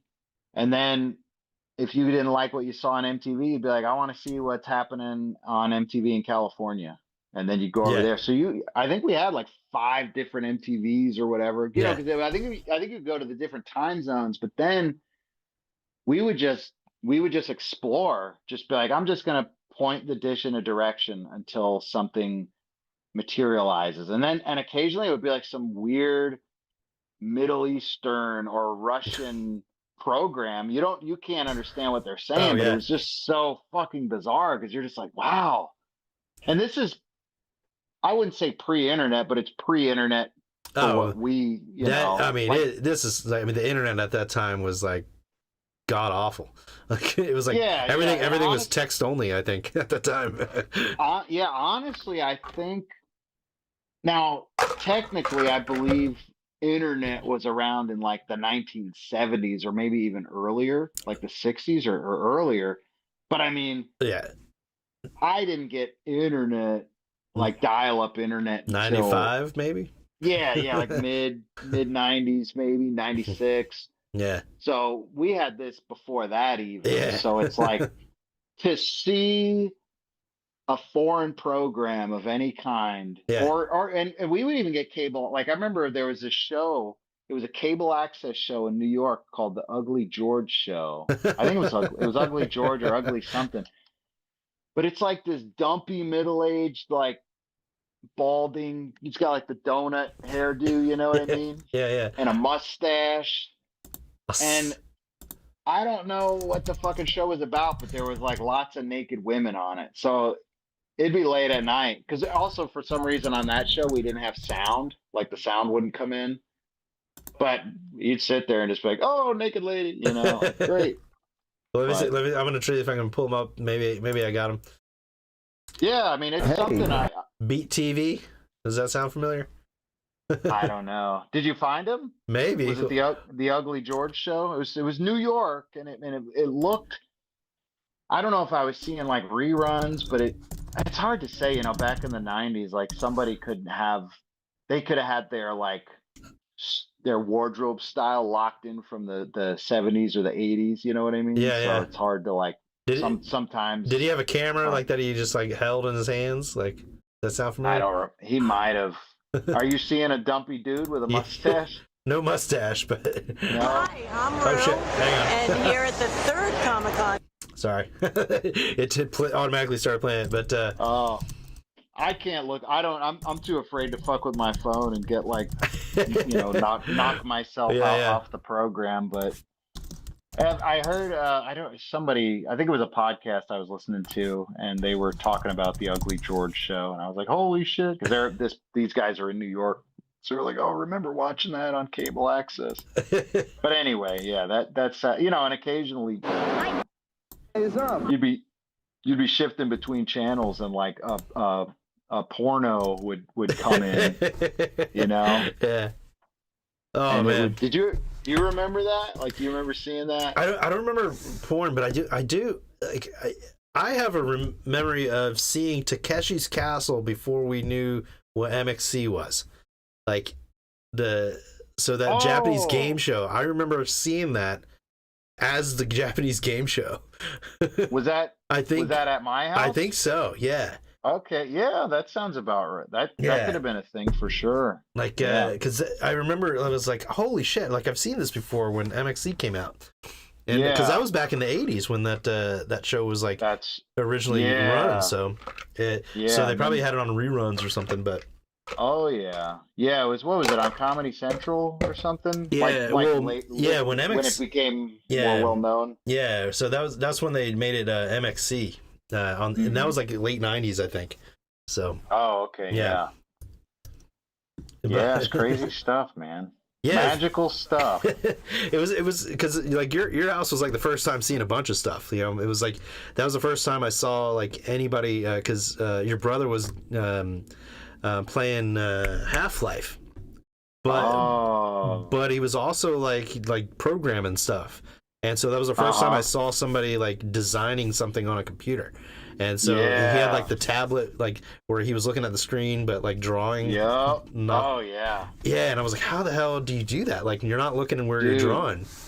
It's crazy. It blows my mind to this day. And it's crazy too, because like he was such an early adopter of all that kind of stuff, you know? And it was like a full 3D like skull that he was making. Like, it was crazy. Yeah, this is like the fucking 90s. Yeah, and I mean, this is like the Lawnmower Man graphics, or like not even, you know, this is like worse than that. So. Yeah.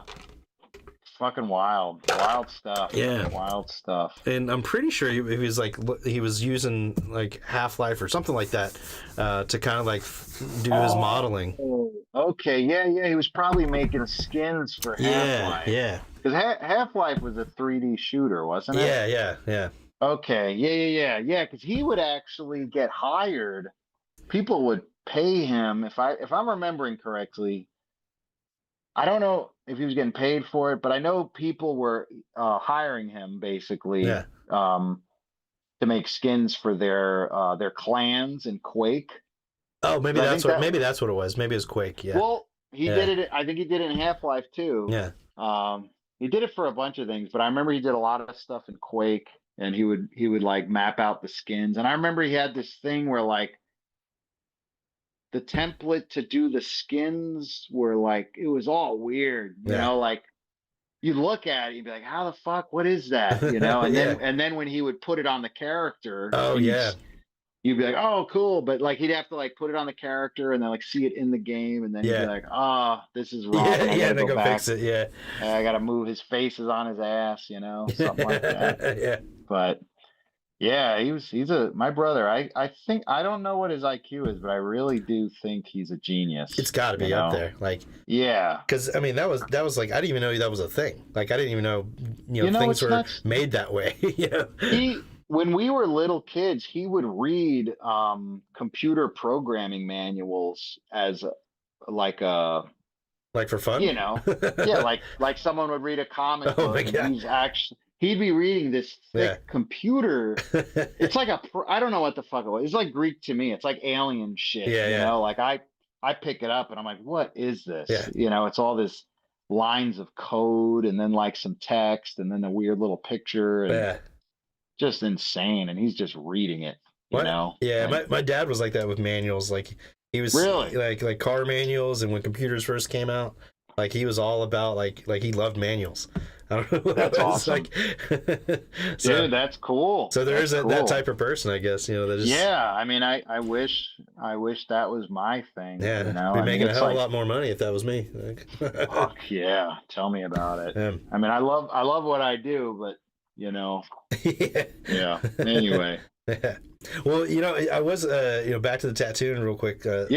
Like we talked about like the painful part, but what's the hardest area of the body for you as a tattoo artist to like tattoo? Oh man, probably the ass cheeks. It's like they're too soft, or yeah, well they can be butt cheeks, because I do a lot of large.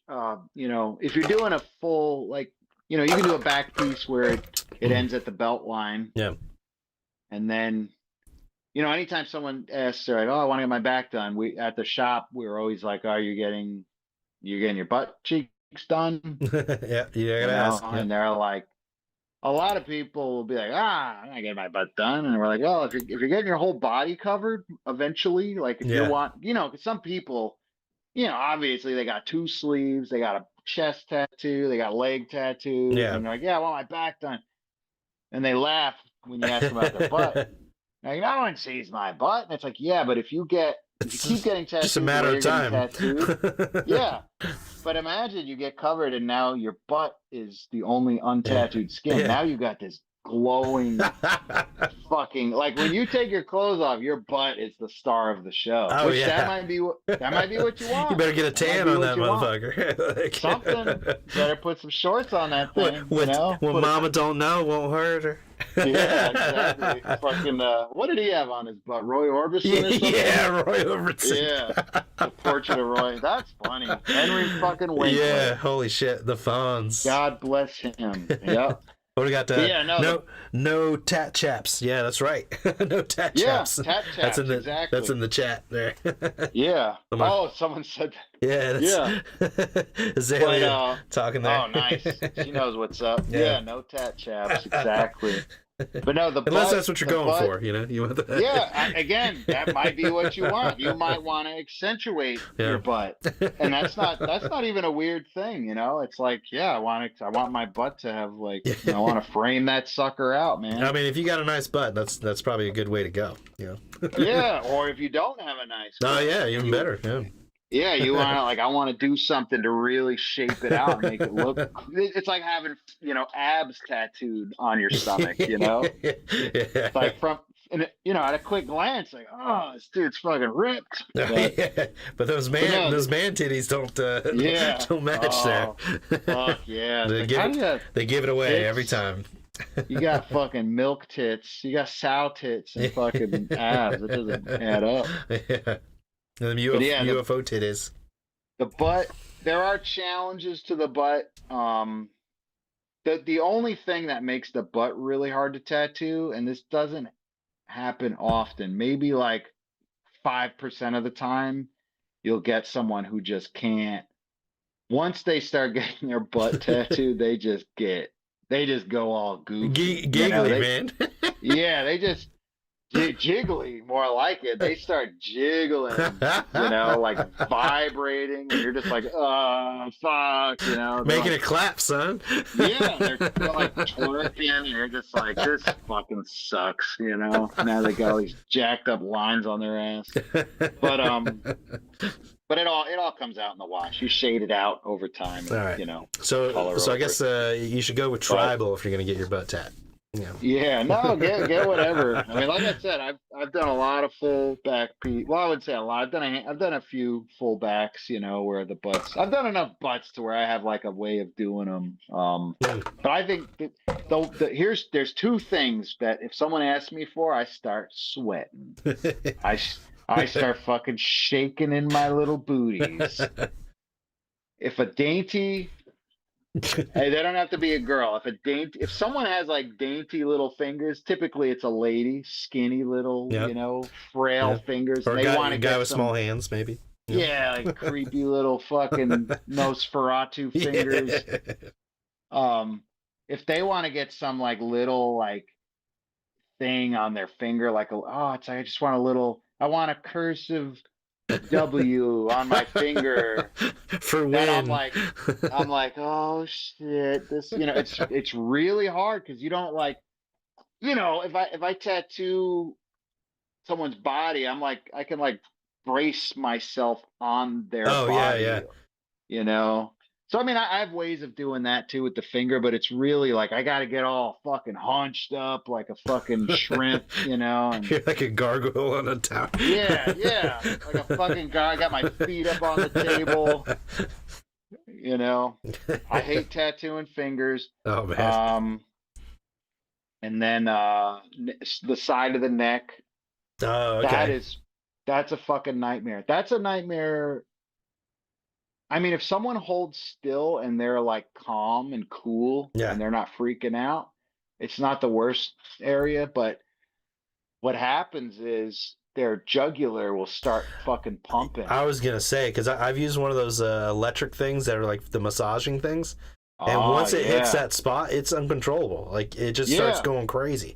And that happens. Yeah. There's parts of the body and it happens, you know, you'll be tattooing someone and their body, they're fine, and all of a sudden it's just like their muscle just goes doink, and they're like, "Oh shit, I'm sorry, I didn't mean to do that." You're like, "Hey, it's okay. I know you didn't do that on purpose." But now you got Roy Orbison on your neck. Yeah, it's like Roy Orbison is now going to have to be wearing a bondage mask to cover up that line I just put through his face. But yeah, there's a, you know, it's crazy. Like every tattoo, there's like, you're constantly making little adjustments, you know? And I'm not saying, obviously I don't do like laser perfect work, but It's pretty good. thank you. I mean, you'd be amazed. You talk to any good tattooer that's being honest. They're, if you're like, oh, do you ever make mistakes? They're going to be like, yeah, all the damn time, but what makes it, what separates the men from the boys is being able to move, like to pivot. Okay, change of plans, people. We're putting this line is moving this way now, and or we're going to do some shading there, but that shading is now going to change how the rest of the tattoo gets shaded, or the color scheme totally changes. So you gotta fucking shuck and jive, as you're working. But yeah, the neck, and I'm at a point, thankfully, in my career where I can afford to not tattoo certain things. Oh yeah. Like it's not gonna kill me. And also, I mean, I can't remember the last time someone asked for a neck tattoo from me, or for a finger tattoo for that matter. So now, I mean, I'm more like picky, where it's like, it's not like I don't want to do that. I'm like, I can't, I'll be honest with people. I'm like, if it's something I think I can't do, like some real fucking intricate finger tattoo, I'm like, I'm not the guy for that. I'm not. It's possible. I've seen guys do it, but I can't. I'm gonna jack your finger up, boy. So. Well, that also get you out of it too, so you don't have to worry about it. Yeah, no, it's like I'd rather lose the business. It sucks to turn business away, but luckily though, honestly, at the shop, Dave is he might hate. I'm sure he groans when I say this, but I'm like, oh, Dave's actually really good at that kind of thing, And he's got the same thought. He's like, fucking fingers. He's like, you fucking asshole. Lucky you own the shop. No, but I mean, I mean it. I'm not like being a dick and just being like, oh, push it off on Dave. I'm like, no, Dave will actually, he'll actually do a damn good job, So I'd rather and a mustache ride too, right? He's got a mustache. Yeah, he's got that fucking mustache, boy. Who wants a mustache ride? Yes, he asks me every day. The answer is always yes. Of course. Yep. Yeah, you got to be catcher's mitt every once in a while. Yeah, I'm like, let me get my tat checks. Oh man! So, obviously, everybody's got the common tattoo. What's the most common one that that people come in for? Again, or maybe common style, I should say. I guess.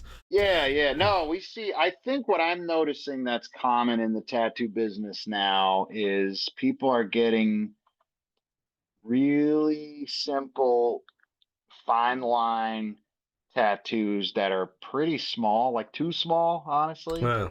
And it's weird, they're getting them like just random stickers. And it's funny because as I say this, I sound like an old man from when we were kids. Where it's like, oh, look at your kids. Your tiny tattoos. Right, you're just sticking random things here and there. What's the matter with you? It's like, fuck you, old man. But it's like, honestly, it's like, dude, this is some pretty. And I think that's the look. Like they want it to look like random, silly. Like they want it to look dumb. And I mean that, I don't mean that as, I think, I don't know, I'm just guessing, and I'm not trying to be mean, but I think that's the point. I think that's, because you look at younger people's sense of humor, like the things they find funny, they're pretty stupid. But I, you know what I mean? It's like, I totally get it, yeah. It's what it's supposed to be. It's like, that's what's funny about it, is how dumb it is. It's like how mindless and thoughtless and just retarded, like, so I'm guessing that's what they're going for with the tattoos, because it really looks fucking screwy, it looks ridiculous. Yeah, we've reached that pinnacle of comedy where it's like, fuck it. Yeah, that's what's happening. So, because there was like, when I started tattooing, tribal, like the real, you have like the Polynesian tribal, like Hawaiian and New Zealand, like it's real. Yep. it almost a lot of not a lot of times. Sometimes it goes against the flow of the body, but it looks cool. Yeah, yeah, You know, it's just like a big, thick black band of like these different patterns. yeah. And then I can't remember. It was maybe in the 80s or the 90s. Tattooer named Leo Zulueta. He took that Polynesian style and he modernized it, and then people started. I don't know. He called it this. I don't know who coined the term, but people started calling it neo-tribal or Okay. neo-tribalism. And I could be screwing all this up, but I don't know any but better. anyway, so I mean, it's like the modern tribal. Yeah, yeah. That was really hip in the 90s. So when I started tattooing, tribal was super fucking cool. Yeah. Everyone was getting it. We were doing it all the damn time. And then I think it got like the market became oversaturated with tribal and then it wasn't cool anymore. Yeah, yeah. Because at first it was this like exotic thing, and then it's next thing you know, you're seeing it on album covers. Yeah. I mean, it's like the Red Hot Chili Peppers Blood Sugar Sex Oh Magic. yeah, it's all tribal. That's got tribal. That was painted by a famous tattooer named Hank Schiffmacher. Okay. AKA Hanky Panky from I believe Amsterdam. Awesome tattooer. But anyway, so I'm starting doing a ton of tribal, and then it kind of goes out of style. Now everyone's like, "Oh, you got fucking tribal. You're a fucking you're a fag." Yeah, look at this fag, fucking fake tough guy, macho man. Oh, big bad biker. But and then it's Polynesian. After a while, Polynesian tribal started to kind of come back. People started rediscovering that and going, "Whoa, look at this! This is fucking sick." all the tribes died. yeah, all the tribes died out. All the tribesmen were They're gone. killed off by the white man. We only had stories and occasional photos or cave paintings. The last of the Brotherhood of the Wolf. Yeah, but anyway, so now like the 90s, neo-tribal has made a comeback. It's retro now. Yeah. So now you're legit starting to see young girls get the classic lower back tattoo, which people called it. As a man, I like it. They're fucking great. They're amazing. They're amazing. And you know what? We used to do them. We would do like when I started working I worked in other tattoo shops, but the first busy street shop I worked at, it was in Ocala at Fat Cats, it's still there. Oh, yeah, I remember that. Yeah. We're still friends with them. And in fact, Azalea, who works with us at Crawling Panther, her dad, he's like the main piercer at Fat Cats. Oh, okay. Actually, so we're still cool. She just said now tribal is rebranded as that weird, I'm going to try to say this word, cyber sigilism thing. That's it. You nailed it. Yeah. Yeah. So you're seeing the classic 90s tribal in the classic lower back with, back in the early 2000s. It was probably, I feel like it was around 02 or 03 maybe. Yeah. The term tramp stamp. Oh, yeah. Yep. Now that's an old term. They used to call tattoos, just in any general. tattoo was a tramp stamp. Because what's a tramp? That's someone who, Oh yeah, Bruce Springsteen. I remember. You're like you're a loner, right? You're like a wanderer. Yeah, wanderer. There we go. That's what I'm thinking. You might hop on a fucking train and go into a town, get a job for a little bit. I think so. That's a tramp, right? I could be wrong. Yeah, well, I think that's the original definition, I think. Yeah. What was that, Hard Times with the real Charles Bronson? He was basically a tramp running around fighting people, right? Yeah. So anyway, you're a tramp. You get tattooed because you're just doing tough guy wanderer shit, and so they call those tramp stamps. So then for some reason they started calling the lower back the classic one the girls would get that would like, they're beautiful. It goes with Yeah. the shape of the lower back. Oh yeah. I like that look. I hate to be creepy, but it's sexy. It is. It's great. You go It's from a awesome. half chub to a full chub. Yeah, full blown. But they look great, and they were like our bread and butter. We were doing them fucking. I mean, I was doing like 5 or more a week. It was like, all right, let's go, lower back tattoo, hop up, Yeah. And then I remember the first time I heard someone say it, I knew it was over. It's over. Yeah. The moment I was like, oh no, don't just fucking say Yeah, that. Don't say that. You get out of here. Yeah, shut the fuck up. It's a nice tap, Yeah.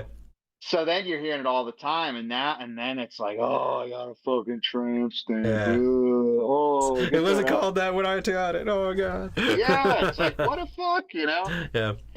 And also it's like it's like all tattoos are tramp stamps. But anyway, so point of all that fucking tangent is I've been seeing young girls getting, what they call the tramp stamp, the lower back tattoo again. Well, I think they should. It's great. Yeah. It's fucking, dude. It was a hit. It was a #1 hit for a reason. Oh yeah, because it looks good, and it's got like those thick lines too, like thick dark lines. A nice fucking tribal design. Man. But yeah. So back to what Azalea said about cyber sigilism, and it's cool. What's really fucking cool is like I do this to this day. I'll be like, I've seen it all. You can't get nothing by me. There's no news. I've seen everything there is to see in tattooing. Which is crazy because it's like I've been tattooing for a long time, but not. I met a guy he's been tattooing 60 years, 60 years. Damn, that's a long time to be doing anything. That's a long time to be living. I'm like, how fucking old are you? And it's crazy because he's like with it, Like you wouldn't like, wait, what are you fucking 100 years old? Or well, anyway, but so cyber sigilism comes out, and it's like, imagine the kind of thin tribal, the 90s tribal, but it's kind of like scraggly and weird looking, and you're familiar with the genre black metal, the subgenre. Oh yeah. So if anyone who knows anything about black metal, I mean, and obviously if you're watching this, you can you're watching this on a phone or a computer, so you can Google it. Google black metal. You Google. And if you gotten this far, you're probably into it. So yeah. But anyway, so you got like the black metal band logos. Like some of them are really hard to read, and they're real like scratchy and scary looking. Yeah. You have like Dark Funeral. Did you stencil that out of a rock? Like what the fuck is that? The band Dark Throne is a good example. Mayhem. They're real spiky. They look dangerous. It looks like if you picked it up, it would hurt you. But anyway, so cyber sigilism. It's like fucking black metal tribal. It's cool looking. Yeah. Let me see if I can. While you're talking, I'm gonna try to pull up a image of it. But yeah. Oh yeah, there we go. That's probably it right there. That knee one looks pretty good. We'll go with that. Let's see. Yeah, pop it up on the screen. Yeah, we'll see if I can get it looking good here. Boop. That's tiny as hell. All right, I'm gonna make it pretty big here. Blow that B. Yeah, from here it's looking correct. From what I can see, let me pull out my I literally have a magnifying glass right here. Oh yeah, that's cyber sigilism if I've ever seen it. Yeah. Yeah. Let me see if I can. I'm gonna try to get a bigger one here, but who knows? We'll see. I think it's. I'm just so happy to see. I don't know. It's so I've seen so many trends in tattooing, and it's funny because when you're in the middle of it, it gets annoying because you're like, oh, not enough. Like I was saying with tribal, even back then, it was like, oh fuck, another. You remember the movie From Dusk Till Dawn with George Clooney had the big tribal. Oh yeah, scene? that's because that's why Matt got his on his neck. You know, Leo the There Lion. you go. Yeah. There you go. Yeah. I mean, you know, people walk in the shop, they're like, you ever seen From Dusk Till Dawn? I'm like, you want a fucking tribal Fuck sleeve? yeah, So brother. my question is, do you want it going up the neck or not? You know, Yeah. there it is, cyber There you go. sigilism. Yeah, it's cool looking. Yeah. That's just fucking. It That's is cool. pretty, because and this one's more like 3D-ish as well. Yeah, which is pretty yeah. badass. You get the gist of it. You know, if I were to go blade shopping, I would be looking for something in this realm. You know what I mean? Exactly. Like because I want it for display purposes. So that's what a tattoo is. It's for display purposes. When I see that, for some reason, I mean, it takes me back to like I don't remember if it was a game. It was like Shadowrun. Do you remember that? Oh fuck yeah! I remember Shadowrun. Yeah, so it's getting your little cred I guess stick. it's like that was cyberpunk. Yeah, is what it would be called. You had to fight the dragon or something at the end, right? Okay, I don't remember. I think I liked looking at the pictures. Oh, it definitely looked really fucking cool. I never played it. But yeah, it's got like a cyberpunk vibe to it. Yeah. So yeah, it makes me happy to see. Like this would be something cool on like the elbow, you know, something like that would be pretty badass. Go anywhere. Yeah, and that's what's fucking great about those kind of like cyber sigilism, tribal. You know, it's pure fucking design. It's like the purest form of a tattoo. You know. Yeah. It's like, I mean, it's a legit like. Oh, here's a cool one. Carve it in stone in the Hall of Tattooing, the Great Hall of Tattoos. You know, it's like. Tribal has its fucking place up there. You know, you got your traditional, you know, American or Western style. You got your Japanese. You got your fucking biomechanical. You know, it's like, I love it. I fucking love it. Yeah. So it really makes me happy to see shit like this happening. You know. Yeah. Well, it's also it's a lot easier to be unique. With things like that, I think so. Well, yeah, because it's like, hey, we're gonna draw this thing to fit your body. You know, like make it flow with you. Yeah. You know. Well, I'm gonna keep this in mind as I start thinking about this Cthulhu monster that's going on my arm here. Yeah, I mean, like I said, I love it all. I've done plenty of tribal. I've done plenty of biomechanical stuff. You know, all those kind of things. Yeah, well, I love the way that the one that you did on me came out like kind of biomechanical. Yeah. It's like it's breathing. Yes, yeah, I love that shit. Yeah. And I think any tattoo, like, I mean, breathing that's a term I use occasionally. Where it's like, I want the thing to. I want it to look alive. I want it to breathe. I want it to be able to dance. On the skin and move with the skin, because you know your skin's always moving. Yeah. What was that? Adventures of Pete and Pete? Is it Petunia? Like Dance Petunia? Yeah, dude. I mean, there's mentioning that. I mean, that's something that was a pretty fucking great show. Oh when we yeah, were kids, yeah, man. You know, and I think what's so cool back then, like. We couldn't just pull out our smartphone and be like, I'm going to watch Pete and Pete. I'm going to binge Pete and Pete. You had to wait till that motherfucker came on. Yeah, you had to know when it was coming on and then get to a TV that had that channel and watch it, or you had to catch it. Like in most cases, I never knew what the fuck was happening, so I would just catch shit. Oh, it's Pete and Pete, nice. But when he showed his fucking the dancing girl tattoo on, little kid with a huge fucking pinup girl on his arm, which I'm pretty sure they never explained how that happened. It was just had it. That's part of the genius of it, you know. But yeah, so we see shit like that, so that's like baked into our being, you know. Like, we're still growing, and so we see something like that, and it has such a huge impact on us. So to us, I mean, if you see a guy with a cool pinup girl on his arm, that's 9 times out of 10. If you're gonna show your age by being like, oh, make her dance, you know. But how cool is that though? Like a dancing tattoo, like a tattoo that moves. You know, and that's speaking of that, you know, going back to the whole trend thing, there was a moment where people were getting they would get something like, imagine like a butterfly or a moth tattooed on your, say you bend your leg and you get a moth tattooed where the wings are like one wing is on your thigh, one wing is on your calf. Oh yeah. I totally understand And that. Yeah. okay, and It's then like flapping when in the you wind. yeah, when you open your leg, the wings open, and then it exposes the inner part of your like behind your knee where the Yeah. body is, or maybe more wings or something, because they Yeah. have the two sets of wings on each side. Um, so there was a time where people were getting shit like that, and then like I saw one online where a girl got a fucking, I think it was on her arm. Maybe it was a guy. It was a person got a cheese stick tattooed on their arm, like a mozzarella cheese stick. Yeah. And then when they open their arm, you see the cheese pull. Yeah. You know, That's pretty cool, so actually. that was a trend that Yeah. and I think because of the type of or not even the type of stuff, but it's, I guess, my customers.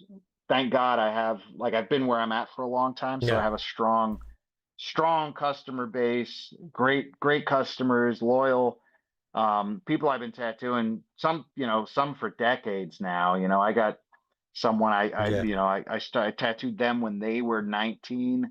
Now they're in their 30s. They got kids. Some of them, even their kids are coming in and getting Oh, tattooed. fuck yeah. But but the whole point of that is, like, I miss out on some of the Yeah. trends just because I'm dealing with people who are, they're getting big tattoos, they're booking appointments, they're putting a lot of thought into what they're getting. Yeah. So the trend stuff is usually if you're doing a lot of if you're in what's called a street shop where you get a lot of walk-ins. You're right. Yeah. And that's like Fat Cats is a street shop. They get, I know they do appointments, but they get tons of walk-ins over there. Yeah. But so you'll get people that are just randomly like, oh, a tattoo shop. Oh, Yeah. I'm drunk enough for that. yeah, I want a cyber sigilism mozzarella stick on my arm. Yeah. Yeah. So they'll get some random wacky tattoo. Where if they had 6 months to think about it, they might go, maybe I don't want that. Yeah. Oh, and then But I mean, I Azalea love says, that. I'm hitting the hay. Super cool show, you guys. Thank you very All much. right, get to fucking bed. Yeah. Gotta get rested up for work tomorrow. Yeah. Yeah, it is. I think you do need that time, like, realistically. It's Yeah. I mean, I might have taken a little too much time, but now that I've got it, I've got the vision, so I know what I'm doing. Like, okay. Absolutely. Well, yeah. You got, it's like now you've got 40 something years of experience behind you. Oh yeah. You've seen, you've gone through phases in life and things you thought were awesome when you were a kid, maybe you don't think are awesome now. Or there's shit you thought was awesome when you were a kid and you thought it was awesome through your teen years, your 20s, your 30s. Now you're in your 40s. You're like, that shit's still fucking awesome. Oh, I yeah. want that shit tattooed on me, boy. Fuck yeah, man. I'm not getting over it, Yeah, I think Cthulhu fits in there for sure. Yeah, Cthulhu's been cool the whole time. Yeah. Like, soon as you discover what Cthulhu is, I mean, talk about that. Yeah, your mind's blown apart. You're like, what? What it's is like, wait this? a second. Holy shit. That which can't be explained. Yeah. Oh, it's amazing. Yeah. So scary. So scary. Yeah, well, that's a weird one. Like, cause I was reading that, and the more alone you are when you're reading stuff like that, the weirder shit gets. Like when you're not reading it, you know what I mean? Oh, like, yeah. like, cause like you're reading that at night by yourself, and then you wake up in the morning and you're still thinking about it. And you're like, wait, what the fuck's going on? Like, it stays with you for a while. Yeah. That's probably the best way to read it. Like when in isolation, for sure. in the darkness. Yeah. Like, no, go ahead. Maybe the best way to read it for your psyche would be like middle of the day in a public place, for sure, while the sun shines. But if you want the full effect of the drug, the Dunwich effect, if you want to get that Dunwich horror, absolutely. Well, speaking of that, you got Grindhouse stuff coming up, on. The last one I saw was October, as far as like things. Now you don't have a page for it, or right now we have the the only page we have is we have a Facebook and an Instagram page, but it's called Sewer of Gore. All right, let me see if I can pull this up. Sewer of Gore. Yeah, and our little logo, it's one of the Facebook Grim Reapers page. from Faces of Death. I'm trying to think which one it's from. I got I think it's from, because I got the Faces of Death box set on VHS, so I just took a picture of I remember spine. those. Yeah, I love, and that's the 90s run of I love those covers. They're so fucking cool. I'm obsessed with that art. And actually Mark, our friend Mark Saikuda, Oh yeah. he started the Ocala Grindhouse events. So that's played Yeah. horror double feature at our local historic downtown Marion Theater. So Mark started it, and then I just kind of latched on like a fucking leech, and now it's like we're both doing it. But ultimately, it's Mark's. Mark started it. He does all the like he deals with the movie theater. He gets permission from all of them. Gets the date secured. He does all the he makes the flyers.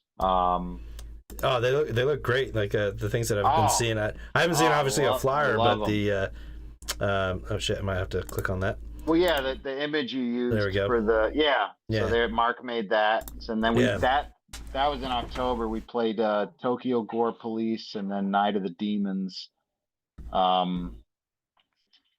Cats are, I don't know if that came through. My cats are wrestling and raising hell. I heard something happening in the background. Yeah, they're running. It sounds like wild horses running through the house. But yeah, so as far as me and Mark, we get together and we like figure out what we're gonna play, and once we kind of hammer that down, then I have a bit of a connection with some of the underground horror movie scene. So I actually, and I mean, anyone could have access to these directors. Yeah. It's not like, it's like, I don't have access to Steven Spielberg or Peter Jackson. But I like what got it started, because Mark, Was that Dead Alive, right? That was Peter Jackson. Peter Jackson did Dead Alive. Yeah. Yeah. That was his last probably splatter film. Yeah. And then he did, I think after that he did Frighteners, and then he and then that was a big fucking deal, and then he got bigger and bigger. He did shit, I'm fucking forgetting. Well, anyway, he did Lord of the Rings, obviously. That's really big. Oh yeah, for sure. That was awesome. Well, I mean, you can clearly see he's got some talent for the horror stuff, because in Lord of the Rings, like there's some creepy shit in there. Yeah. Oh, he's a great. I love Peter Jackson. I think he's amazing. Yeah. And it's like his first film, Bad Taste. Which, spoiler alert, that's what we're playing at the next Grindhouse. Oh, nice. All right. Yeah. But yeah, I think it took him like 4 years or 5 years or so to make that movie. And like, he directed it, he wrote it, he directed, he made all the like prosthetics. All the guns were made, like he made the guns, he filmed it. He plays two characters in the movie. He plays Derek and Robert. Derek, the part of the boys. Yeah. And then Robert is one of the aliens. Man, I'm gonna have to watch that. Well, I wish I could make it there, but when is the next one? Get you a ticket to Ocala, Florida. Yeah. It's January 17th. Damn.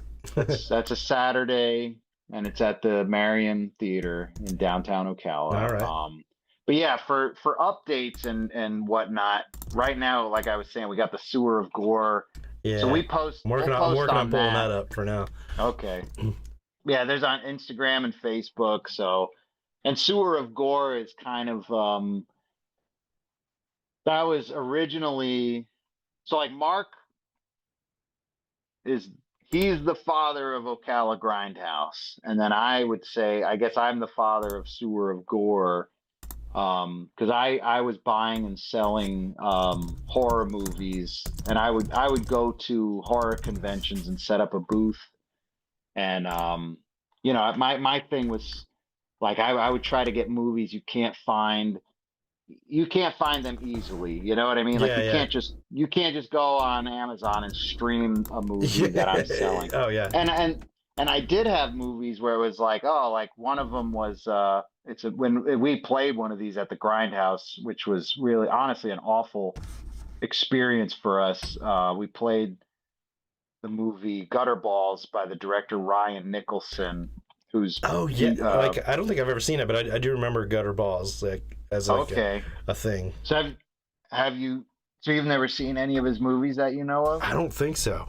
Okay, if you get a chance, the two I haven't seen all of his movies, but the two that I think are the best, and this is Mark turned me on to this was Gutter Balls, and it's Gutter Balls and Hanger. Those are two movies he did that I think are his best that I've seen. Like I said, there's a few I haven't seen by him, but Yeah. they're fucking sick. They're like depraved. I mean, no. If you can think of something offensive, like just an offensive topic, it's covered in these movies. I mean, you got, and I don't know. I mean, this is on YouTube. I don't know if I could. Maybe there's probably certain words you say that would get the video flagged. Yeah, you yeah. know? I don't know how that works. I'm sure. But anyway, every bad thing you can think of is in those movies. But if you got they're silly, but if you got a strong enough sense of humor and a strong enough stomach, you can handle it. But yeah, we played Gutter Balls, and it was funny because Mark, we were trying to figure out what to play, and I'm like, let's play Gutter Balls. And Mark was like, he's like, I don't know. There's that one scene. And again, I don't know how this works, but should I just say the word? Will you get in trouble? It might demonetize me or something, but if I ever get demonetized. I won't say it, but it rhymes with the tasty treat grape. Okay. So take the G off. Yeah. So there's that in the movie, and it's a really long and now again, you can stream the movie Gutter Balls. You can actually stream that movie, but you can't stream the uncensored version, which that's what we played. Oh, okay. So that particular scene is like way longer, and Mark was like, I don't know, Stefan. And I'm like, nah, don't be a pussy. And he's like, because Mark has to answer to all these people. Yeah, I don't. right? They don't fucking. When I walk in, half of them. I mean, I think now people are recognizing me, but Mark was always like the face, and he's also way better at like communicating with people in public. Yeah. Where I might tend to hang to the back a little bit, but Mark's like the face of it, so. If something goes wrong, he's the one who's going to get all the fucking bullshit. Where I can just sit in the back and be like, "Oh man, I thought it was awesome," but whatever. Yeah, so we play this movie. People are walking out during this scene. The fucking theater's emptying out. You could hear a pin drop. Holy shit! That's a good sign. I'm just saying. Dude, my heart was pounding so hard I thought I was gonna have a heart attack. I was like, this isn't good. Please, when's this gonna end? And it just keeps going. You're like, okay, man. All right, it's over now. It's like, nope, there's more. And it gets worse. When you think like, okay, they're done, they're like, no, they're picking up. The guy picks up a fucking a bowling pin and uses it on the girl. Oh, Jesus Christ. It's pretty fucked up, but let me tell you this. After that scene, because everyone was so fucking uncomfortable during that scene. Yeah, I bet. there was a fucking like release when it was finally over, and because there's a lot of jokes and funny parts in the movie. I mean, it's really I would call it a horror comedy, because it's real silly. But the first funny thing that happened, the crowd lost their minds laughing, and everyone was amped because it was like we just survived. Yeah, right. Like all the chaos over here. Yeah, we survived like a hostage situation. Yeah. You know what I mean? And Yeah. now everyone's like, "I'm alive, yeah!" And it was funny because, and again, I felt bad and nervous, and I was like, "Oh," but people were like, "No, dude, that was great. We loved it." But now Mark got the business. Oh yeah. Okay. I didn't witness it, but people were giving him a hard fuck. They were like, how dare you? Why would you do that? You know, like I brought my coworkers, I brought my fucking girlfriend, or I brought my friend from church, you know, you fucking Friend from piece of shit. church. Holy shit. Like, well, that was your fault. Like yeah. Well, and we try to tell people, like, look, we're not playing mainstream shit. We're playing some fucked up shit. Yeah. You know? This one though, I mean, you got to push your boundaries to find out where they are. And that's what we did. We pushed the boundary and we were like, okay, there's that boundary. We went past it about 2 feet, maybe more, but that's as far as we're not going there again, you know? And now, cause I always would recommend movies up, you know, cause we really stress about what to play at these events. We do them quarterly. So every 3 months we play them, but so we're like, oh, cause we want the movies, they got to go together, but they can't be too similar. Okay. Because you get too much. You play 2 zombie movies, you're like, I'm zombied out. Right. and then later on, when you think, you're like, oh, which was that the movie where the zombie fucking where they used the lawnmower? You know, and you're like, no, that was the other one. You know what I mean? So we try to play. That's Dead Alive, right? you got it. You got it. But so we try to play very different films. But again, it's like we want them to be fucking nuts. We want them to be something that is hard to find, you know, because we've played movies where I remember Azalea was sitting next to me and she saw a dude in front of us in the row in front of us, and he was like trying to find the movie online and he couldn't find it. And I don't know if the guy was like obsessed over it. He was like spent the whole movie like on Reddit, you know, like typing in, have you seen this movie, while he's watching it, you know. That's awesome. So yeah, and people we get like hardcore horror fans like, I never even heard of this fucking movie. Oh my God. Or they're like, dude, I fucking love this movie. It's even if you've seen it a million times, you're getting to see it on the big fucking screen. Yeah, which is like, I mean, even when we were watching all this crap back in the day, like you're watching it on a tiny TV, a square TV, you know, it's like yeah, exactly.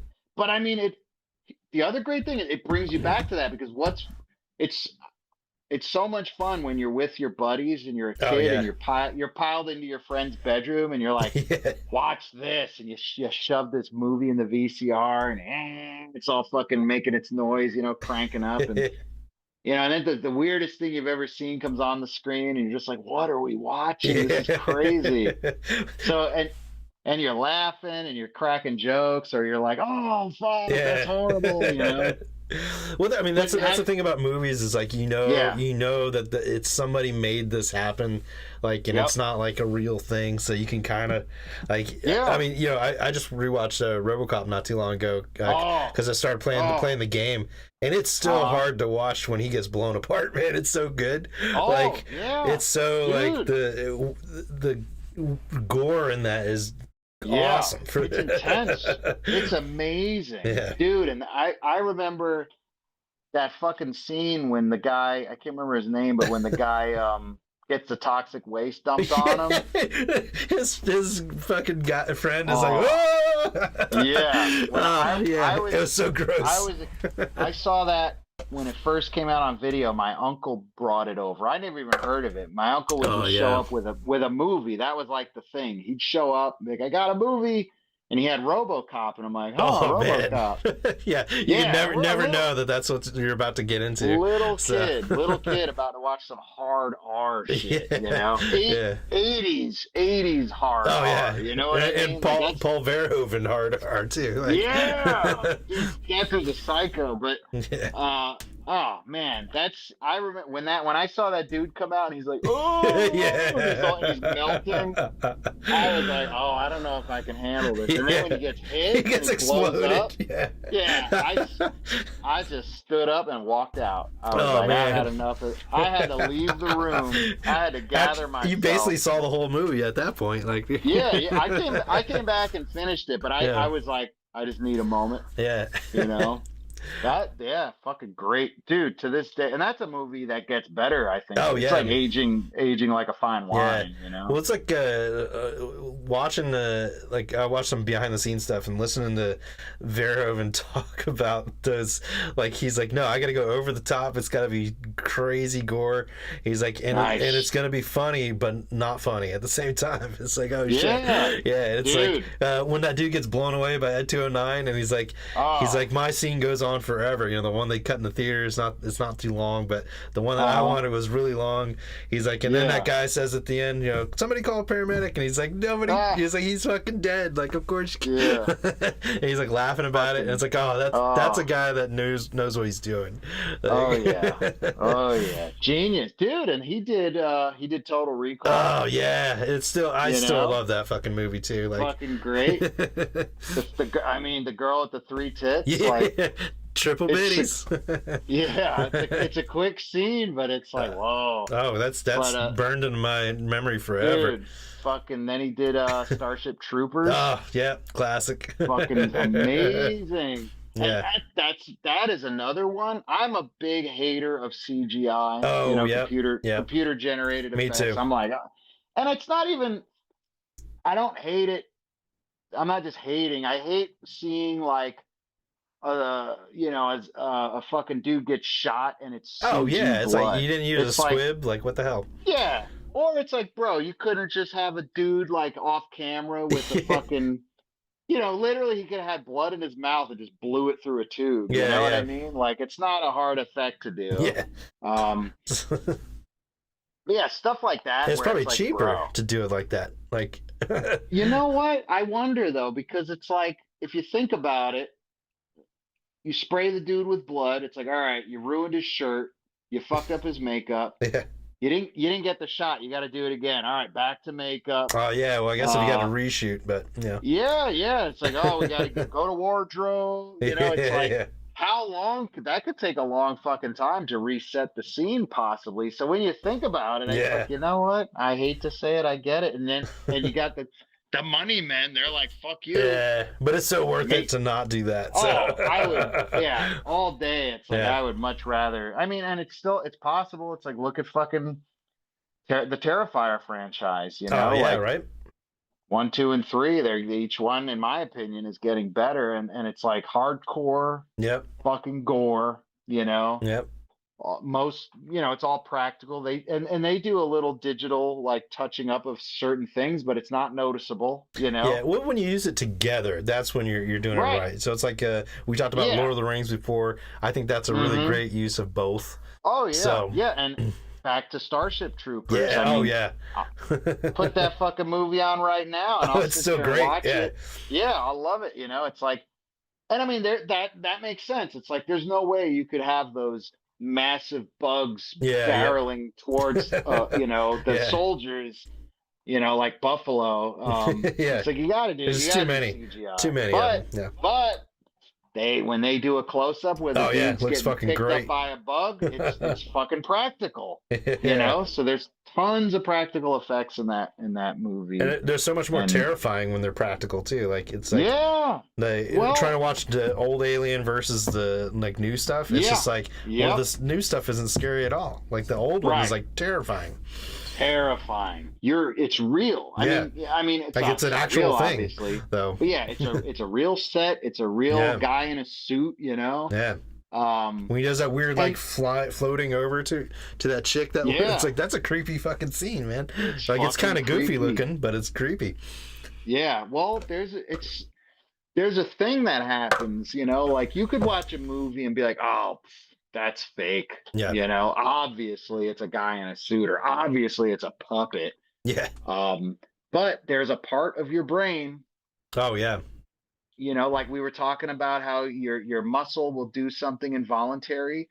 it's like your whole body, it's not, I don't know, it's like there's things that your mind does that you're not in control of, Oh yeah, for obviously. You sure. know what I mean? Where you're kind of like, wait, what am I? How is my mind working Yeah. against me? Like Where did what that is thought come from? yeah, like what is my mind anyway? But so when you see something, even though it could be very fake looking, there's a piece of your brain or your whatever that goes, that's real. Oh Why yeah. is it real? Because it's actually there. It's Yeah. it's a real thing. It's not a computer generated image that I know isn't there. Yeah. You know? Well, it's like watching when I watch The Thing. It's just like, man, this is so fucking cool. Like, So good. yeah. So good. Like that's another, like, it just keeps getting better. The more I watch it, I'm Amazing. like, the more I want to watch Yeah. it again. It's just like, holy shit, this movie is so good. Oh, that movie's so great. Yeah, and the fucking, like the scene where they come up on the ship in the ice and they see it for the first time. Oh yeah. That is a fucking, I can't remember what they call it. It's like it's a painting. Yeah, Yeah, and that used to be a thing. Yep, That was yep, like a yep. legitimate job for, they did it in a bunch of Star Wars and all that kind, and it looks fucking great. Yeah. Well, I mean, know? like even like cartoons back in the day when they used to use it was like pieces of glass that had parts of the painting on it to give that 3D effect. Like, right. That's so fucking ingenious, like genius. It's like, yeah. and it takes a lot of work, but it looks fucking great, and you just can't mimic it. It doesn't work. Yeah, but it's like go back and watch old fucking Akira. Oh my god, it's so fucking good. Yeah, it's like that's fucking hand drawn like a motherfucker. Like the whole, like how many times thing. over and over again. Like, oh my god, and it looks it's amazing. Absurd. Oh, it's incredible. Yeah. It's an incredible work of art. Yeah. Yeah, and that's a film. You say what you want, but that's a film. That is like put that shit up against the fucking I'm not saying put it up against a Stanley Kubrick film, but put it up on the shelf with it. Oh yeah, it's definitely up there. Yeah. Yeah, like it's incredible. Because you've got to watch that a couple of times to get understand what's going on. And again, that's a movie you watch it now and you have even more of an it was amazing. I remember seeing it as a kid and being like, holy fuck, this is crazy. Fuck yeah. I've never seen anything like it. Yeah. And it's like, it's coming from another place, like it's like you've never been before. It's like, what is going on in the rest of the world? From another damn world. Yeah. And again, that was a time when the world was a bigger place, Yeah. Like it's still a big place, but it seems a lot smaller now, Well, we were talking about last time the story of Ricky. That was when I saw it at your house. Ricky, that was fucking crazy. Like I couldn't believe what we were watching. Right? And it's crazy because that I can't remember when it was made, but I think it was. Maybe that movie was made in the late 80s or early 90s. It was definitely, I want to say 80s because the way that it looks. Yeah. But then again, it's from Japan, so who knows what time period that was. Yeah. So. Yeah, I don't know. But yeah, probably in the 80s. Yeah. I'd say it looks like it's from the 80s, yeah. Mid to late 80s. So. And it could be one of those things where it could be like, it came out in 91. It's like, yeah, but it was filmed in 88. Yeah, exactly, yeah. It didn't get released until 91 or in 89 or whatever. But yeah, that it's crazy. Like seeing that and you're like, where has this movie been my whole life? Exactly. Like amazing. All I mean, I think that's from a manga, right? Do you know the? It could be. I'll look it up right now. But I mean, it's so like the gore is like beautifully done. Like it looks great. Yeah. No, you're right, and I love excessive gore, and it's like I don't know why I don't know why any of us like to see blood spraying all over the place. I mean, granted, not necessarily real, we don't. I don't want to. I'm not like, I love watching people bleed, but on film, in a horror movie of fake blood, and prosthetics. Well, because it's an art for sure. Like you need to be very good at that for me to believe it's happening. Like it absolutely, and the way that movie is so like over the top. I mean, he's punching through people's faces and he like rips that guy's punching. stomach off like with the punch. Yeah, he punches them through the stomach and then rips it out, and all his guts fall out, and it's like, but you're like you're there for it. Oh like, yeah. nope, It's no it's CG, loosely based on a Japanese manga of the same name. Okay. Yeah. Okay. So, But the guy that did the manga also co-wrote the film with. So. nice. Yeah. Nice. That's awesome. Yeah. But yeah, I mean, even for as outrageously gory and splattery as that movie is, like, I've seen movies. There's a German movie.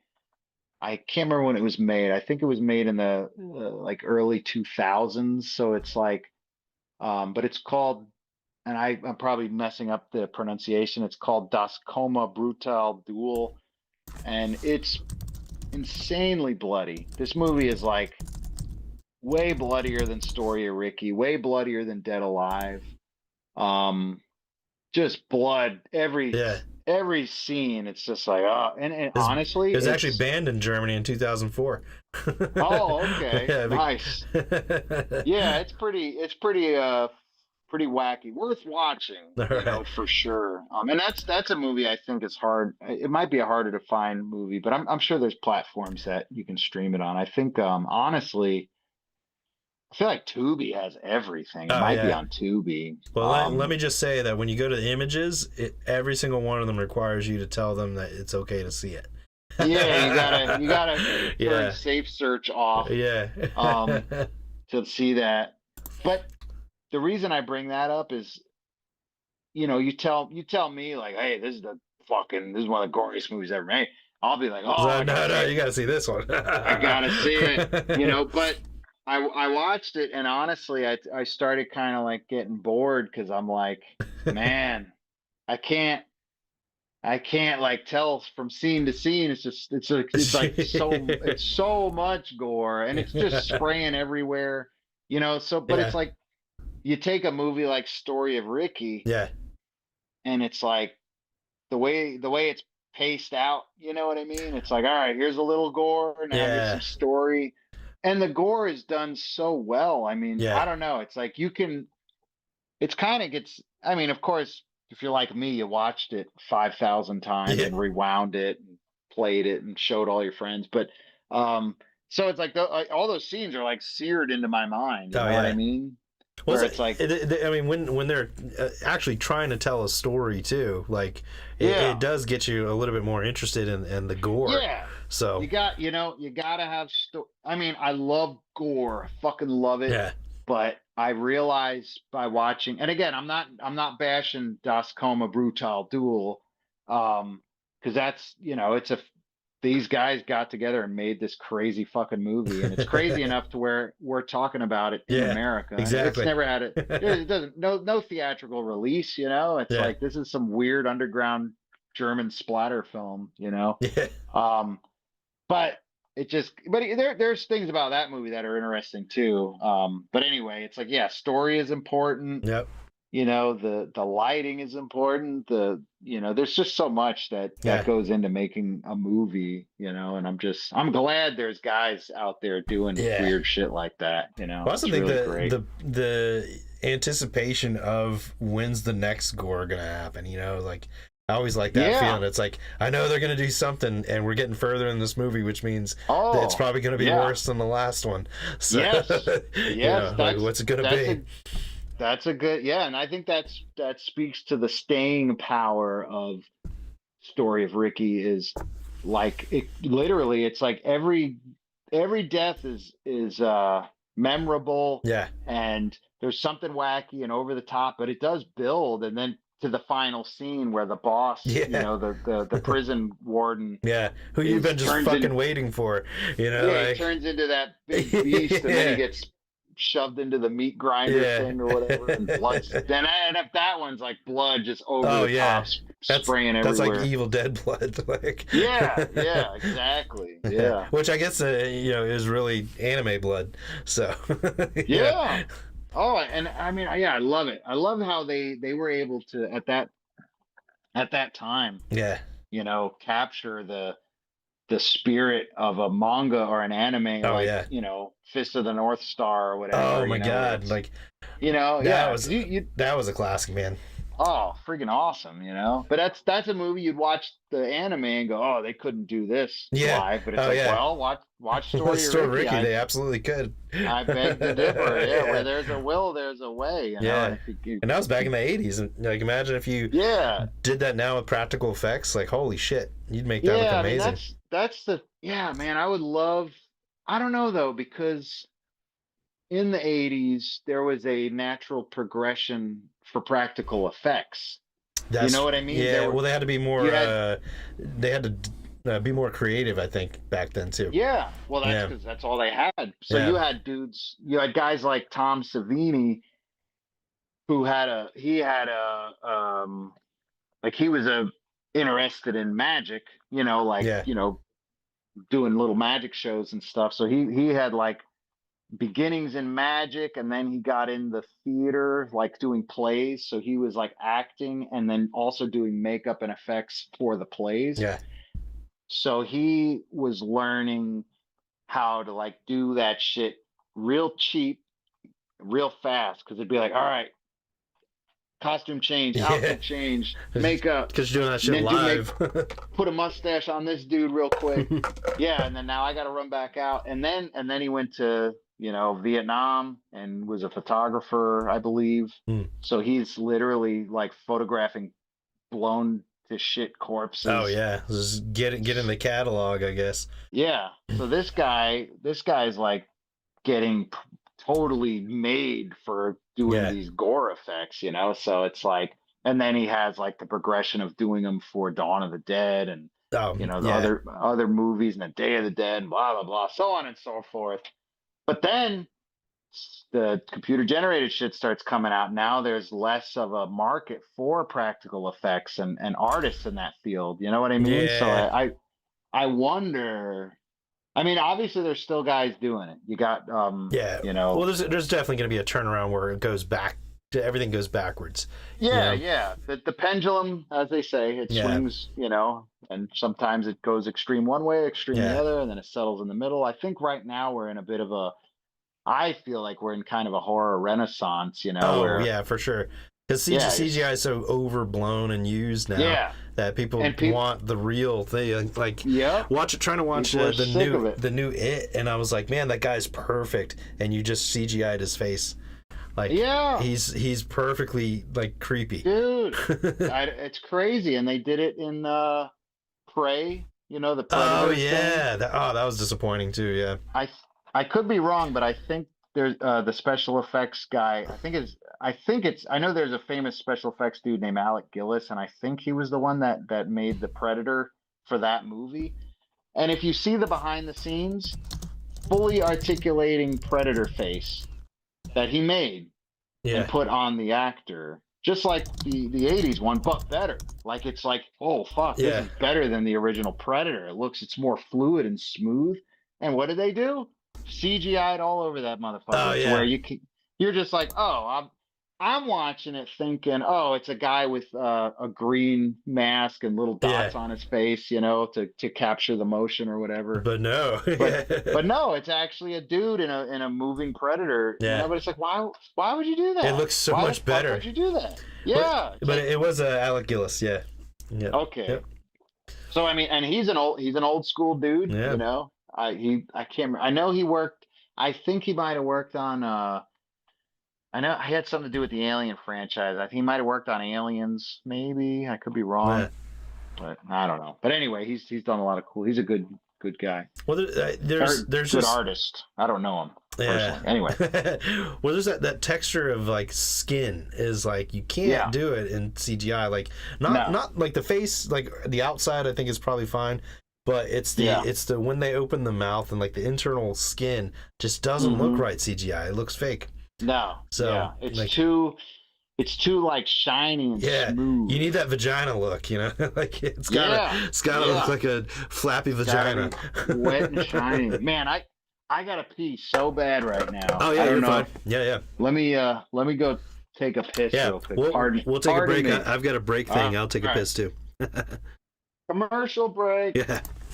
All right, we're Cool back. We're back. Yeah, man, that was a piss that would make the creators of the story of Ricky proud. I mean, that Monumental. Yeah. it was excessive. Well, the good thing is I can always cut that little part out. Once it posts and like it's like after like 24 hours, I can cut Nice. those little be right back things out. Yeah, that's cool. Yeah, you can trim the fat off this steak, turn it into a fucking 10-minute podcast. Yeah. Well, it will be eventually. Like when I get to it, I'm probably like 15, maybe 20 podcasts behind. But to make like the little clips. Oh yeah. So I clip it out. I kind of have like content for like forever at this point because Nice. I'm doing one that it was like 3 hours long. And I still haven't finished it. Like I still haven't got all the clips out of it. It's just like it's taken forever. And I'm just like, man, I just can't wait to get to the next one. Like, stop working on this one. I can only imagine the amount of work that would go because it's like you got to fucking like, I don't know how crazy you get with it, but I would imagine you got to like go through and like listen to it, right? And yeah, and it's kind of a grind, you know. It's like So yeah. I'll do like a kind of in a background listen just for audio. I'm like, okay, that sounds good. And then I got to sit down and actually like go, okay, here's what we're talking about. Okay, we're done with that subject. That's a clip. You know, and it's like sometimes that's 2 minutes, sometimes that's like 20 minutes.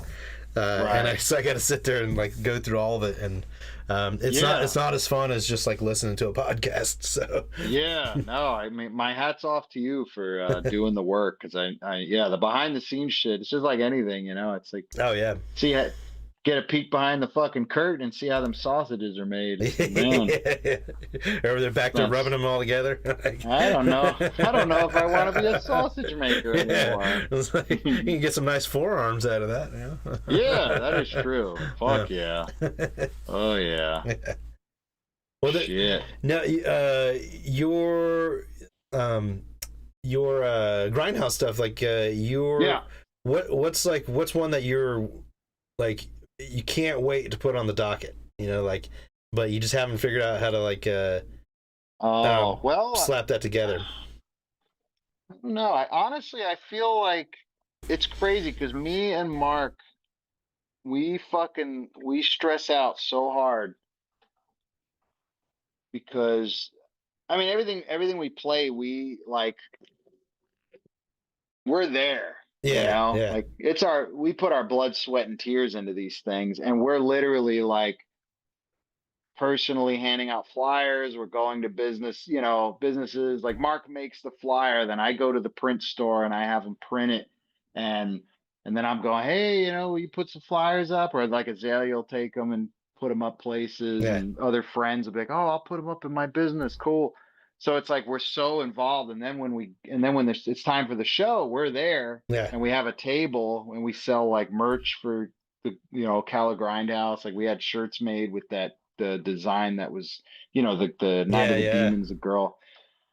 So I drew that, I painted it because I did a mashup of Night of the Demons and Tokyo Gore Police. So if you look at it, there's details from both movies in the image. Okay.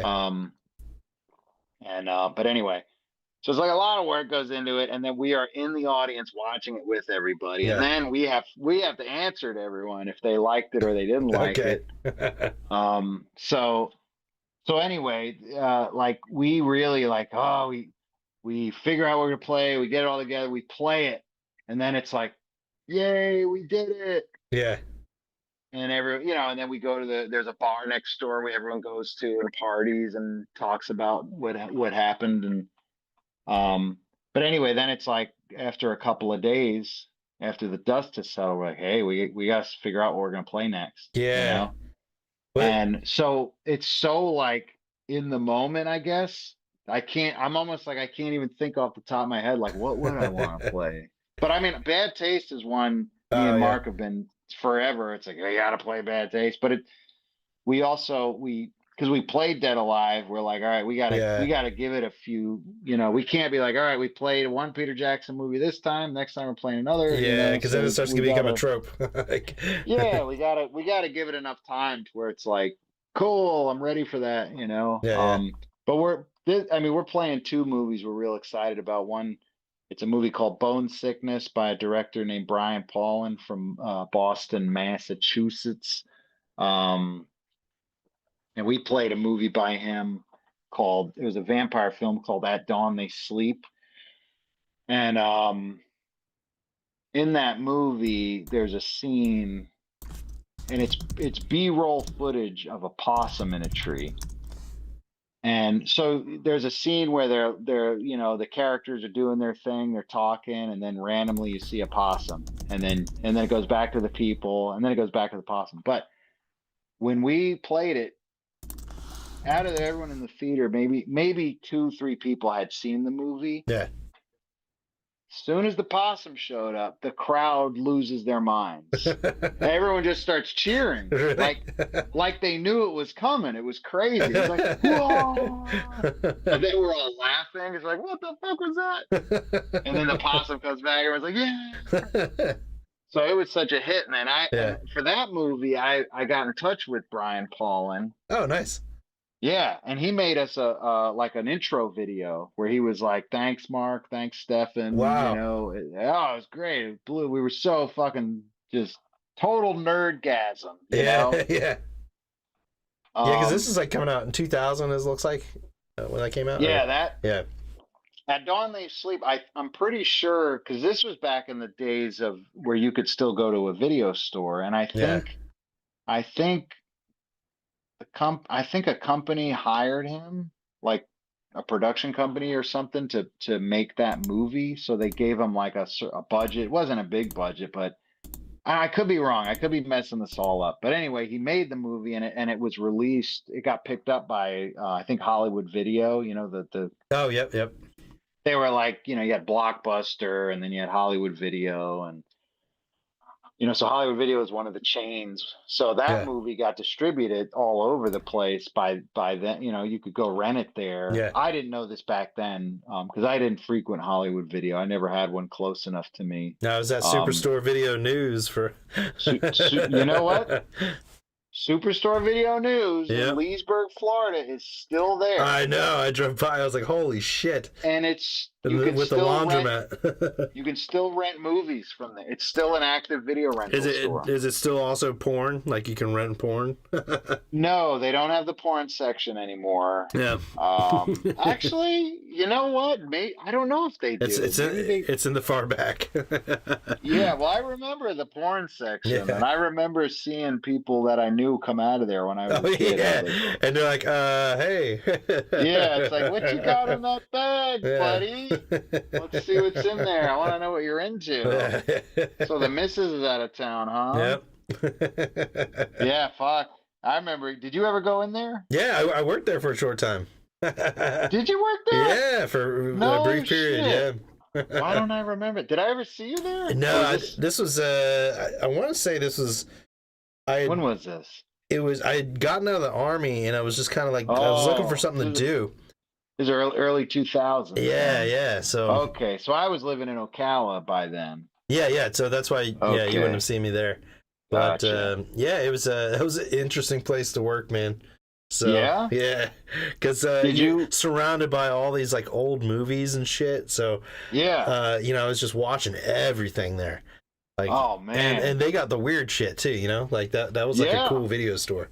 Dude, that fucking place. Oh, I loved it. Yeah, they had the fucking. They had the horror section, and then they had They had a shockumentary section. Yep. Did they still have that when you worked there? Yeah, definitely. When I was still there, it was. I mean, they had a sign. Didn't they? Mm-hmm. Was it? Because that was. Yep. It wasn't. Yep. It wasn't mixed in with the regular horror. It literally said shockumentary. Yeah, no, they sectioned everything off, man. They were great at that. Like it was. You go in there, and it'd be like the traces of death and faces of death and all that other. Yep. Wow. Because that was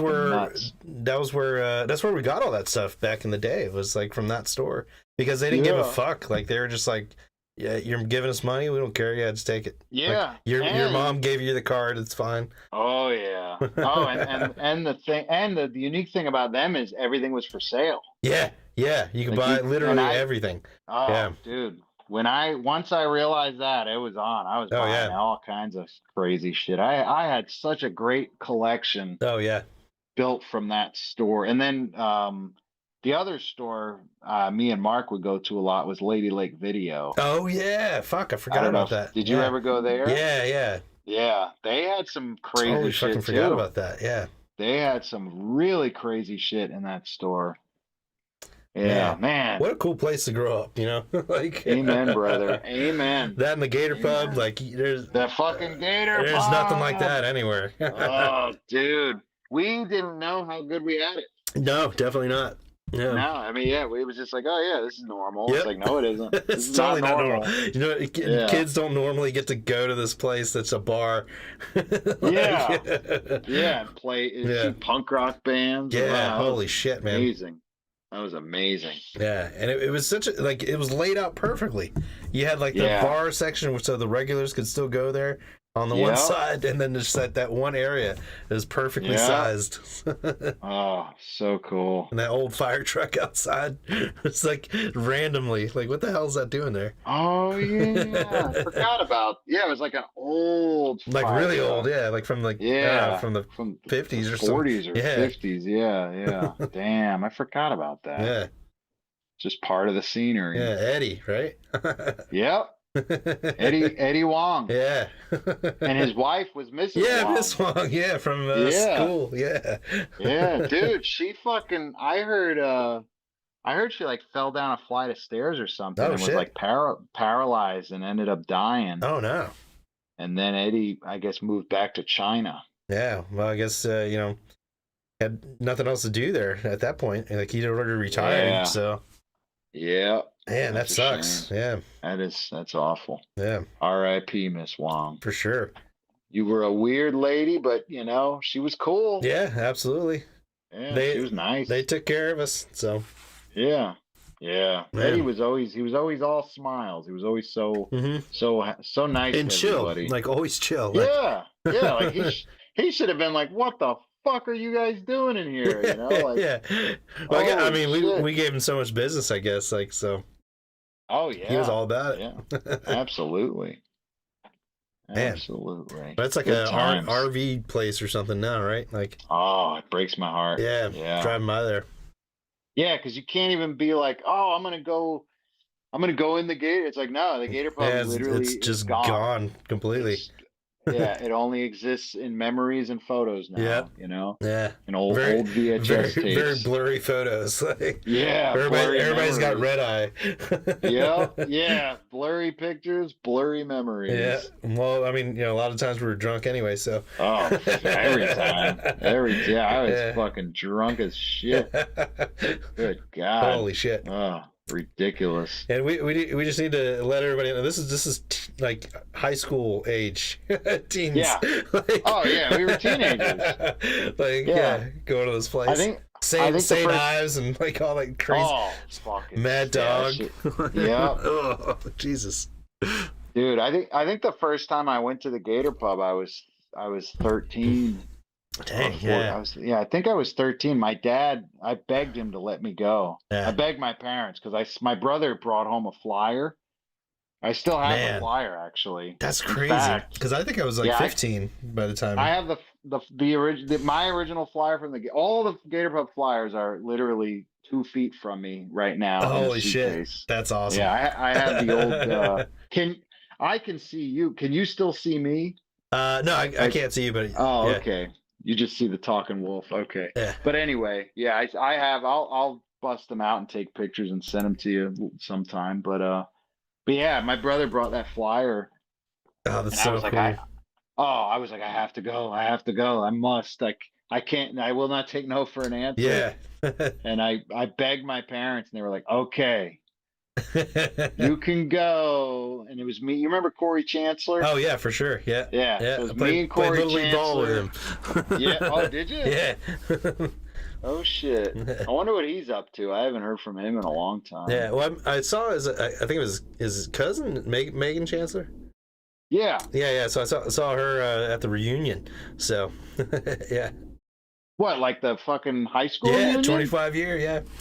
Oh shit! I Yeah. didn't even know. I would have gone to that. damn it. Yeah, When man. was that? That was September. I mean, this year. This year? Yeah. Fuck. Yeah. They didn't even tell me. Yeah, Those I should have bastards. said something to you because Fuck it. You know, it's funny. Every people are like, oh, you going to the, because they've been going for a minute, but they're like, Yeah. you going to the reunion? I'm like, why the fuck would I go there? Exactly. I don't fucking like those people. Yeah. Anyone I like, I still talk to. You know, Yeah, like, I don't exactly. need. But now I'm like, fuck. I would actually. It's been long enough. I would actually love to. That's to kind of what I said. I was like, fuck it. 25 years sounds about right. Yeah. What was it? Cool. It was way better than I thought it was going to be. No shit. Yeah. That's awesome. Yeah. That is awesome. I forgot how many people I actually like knew from that time. Like it was interesting. Like yeah, and it's weird seeing people all fat and bald and just like, dude, really? What happened? Well, it's funny because all... they weren't as big as I thought they'd be. You know what I mean? Like, oh, really? Yeah, or okay. or as drastically different. Like, it was like, oh, dang, you still, as my memory still works here. Like, you still resemble the person. That makes, I mean, I guess you look the same. You know. Except, I mean, you have a beard. You didn't have a beard in high school. But, no. I was still pretty Asian back then. So yeah. Yeah, you grew a nice beard in. I mean, that's like it took a while, but did it? Yeah, it looks solid. It's not all wispy. Yeah, I was worried about that, but once it started going, it's all right. You're Japanese, right? Yep. Okay, yeah. So I feel like because I know like most Japanese people. That's funny. I paused for a moment because I was going to say Japs, but then I was like, oh, I don't want to be offensive. Like most that's the good news about me being Asian with the online. It's like I think I can get away with everything, right? Yeah, well, fuck it. I mean, you can definitely spread some Asian hate, you know. Yeah, and, like I'm still the minority, right? Like, yeah, and I think it's fair for you to be racist against other Asians, like not just Japs, but fucking Chinese people. Yep. Man, I have so many racial slurs locked into my brain. I have to pause and be like, yeah, it's hard. Don't say that. It's hard to navigate around these days. Yeah. Don't say Chinese. Say Vietnamese. You know. Yeah. Don't say zipperhead. But man, with fucking like coming up in the 80s, like that was just normal. It's so fucking weird. Like I know. Yeah, it is. It's crazy. Yeah. It's like, hey, get tough or you know, kill yourself. I think it worked out in the best way possible. So I think so. Yeah, we certainly had the best movies and the best one-liners. You know what? It's I feel like it's coming back. For sure. Like we're definitely swinging back in that direction. We're everyone's tired of getting shut down. You know, and being told that it's like we're starting to realize. I think collectively everyone's like, wait a second, you need to be tougher than this. Like this is ridiculous. Like, why are we getting bullied by these fucking wimps? You know, leather skin. Like, that's what it used to be about. You know. Yeah. But no, I mean, people. I don't know. Like I've just, I'm starting to see like certain shows and some movies coming out where it's like, oh shit, that's pretty. It's dicey there. Yeah, it's pretty fucking racy what they're saying, and it's hilarious. Oh yeah. Comedy in general is usually it's at the expense of somebody else, you know. Yeah. Well, so it's like we were talking about like pushing the envelope. It's like. I was watching something like Chuck Palahniuk, like that's what he's always thinking about. He's like, oh my God, how uncomfortable can I make people feel before I give them a relief? Oh yeah, dude, he is. Have you read much of his stuff? Oh, almost all of it. Like I've got a few books that I haven't gotten to yet, but they're on the docket. So I've read. I've only read a few books by him, but I remember the first time I read any. Because I was like, oh, Chuck Palahniuk. Like, I think Mark Sakuda actually was like, oh, you got it. Yeah, you got to read this.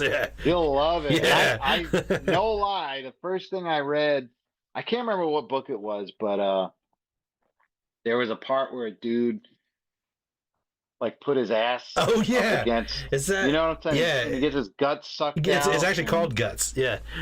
Oh, is That it? story. Oh, Yeah. well, yeah. I think it is. Yeah. I got so offended by that. I put the book down. It's pretty graphic. Yeah, and then Mark he was at my house and he was like, "Oh, how is it?" And I was like, "It's fucking atrocious." And I was like, "You want it?" And he's like, "Yeah." So I was like, "Take it, get it out of my house." I need to go back. Because actually, that's a pretty good story. Like it's yeah. You got to get through the horror. That's probably the worst one though. Honestly, so far. I was oddly like, it was weird. I was very callous in some areas back then, and then I was like more sensitive in others somehow. Yeah. But I guess that's normal. But yeah, I guess it took me by surprise. Yeah. Well, I mean, I've read like quite a few books, but like when you read normal books, like that never comes around, and then even going back to some of the like the racier things like back in the day, like those are hard words, but they're not hard stories, and it's like when you get to something like Guts, you're like, holy shit, what the hell? Like, even if you've watched movies like that, it's just like now your mind is creating it, and it's like even worse. Yeah.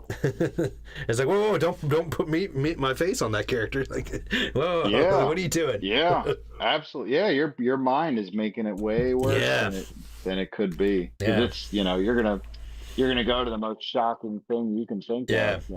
But I mean, he's so good at writing that it's like he can take you there. Oh, yeah, he's amazing. Yeah, he really is. Yeah. Hell yeah. Like, I want to see, like, because he's getting into graphic novels and stuff now, too, like, writing them. So I know they did a Fight Club 2 or something that was a graphic novel. Really? I didn't know that. So I want to check those out and see what they're like, because he's great at, novels. Like, I'm curious at what he can do with something like that, that kind of medium. Probably. Like dialogue. Probably freaking awesome. So is there stuff out now? Yeah, well, at least the Fight Club one for sure, I think. Oh, okay. Yeah. Cool. Man, I'll have to fucking check that out. Yeah, for sure. Like, depending on the artist, I'm curious what it's going to look like too. Yeah. Hopefully it's cool. Yeah, cool art. But yeah, it's probably a great little story. Man, somehow I told you I was working on my homework shit, and I freaking just from sitting here, and I lost it somehow. It was in your hand. I had it right in front of me. Oh well, whatever. Yeah. Well, we've been going on for about 3.5 hours now. Holy shit! Something like that. What time is it? I don't even know what time it is. It's like 12:30 for you almost. Oh my god! It's past my bedtime. Yeah. I gotta go. Yeah, me too. I gotta walk my dog and everything. So, but let me close out the show, and then we'll close out officially in a minute. But I'll end the episode here. So I came up with a new slogan thing, kind of, because main thing about this show is try to help people, make them feel better. So wherever you are, however bad it gets, as long as you're alive, there's a way out. But that's the rub. You got to be alive. So as always, don't let your meat loaf. Podcast coming to you. MLE coming to you. Talking about Minister if you don't like it, you can go to hell. Mailman Podcast coming to you.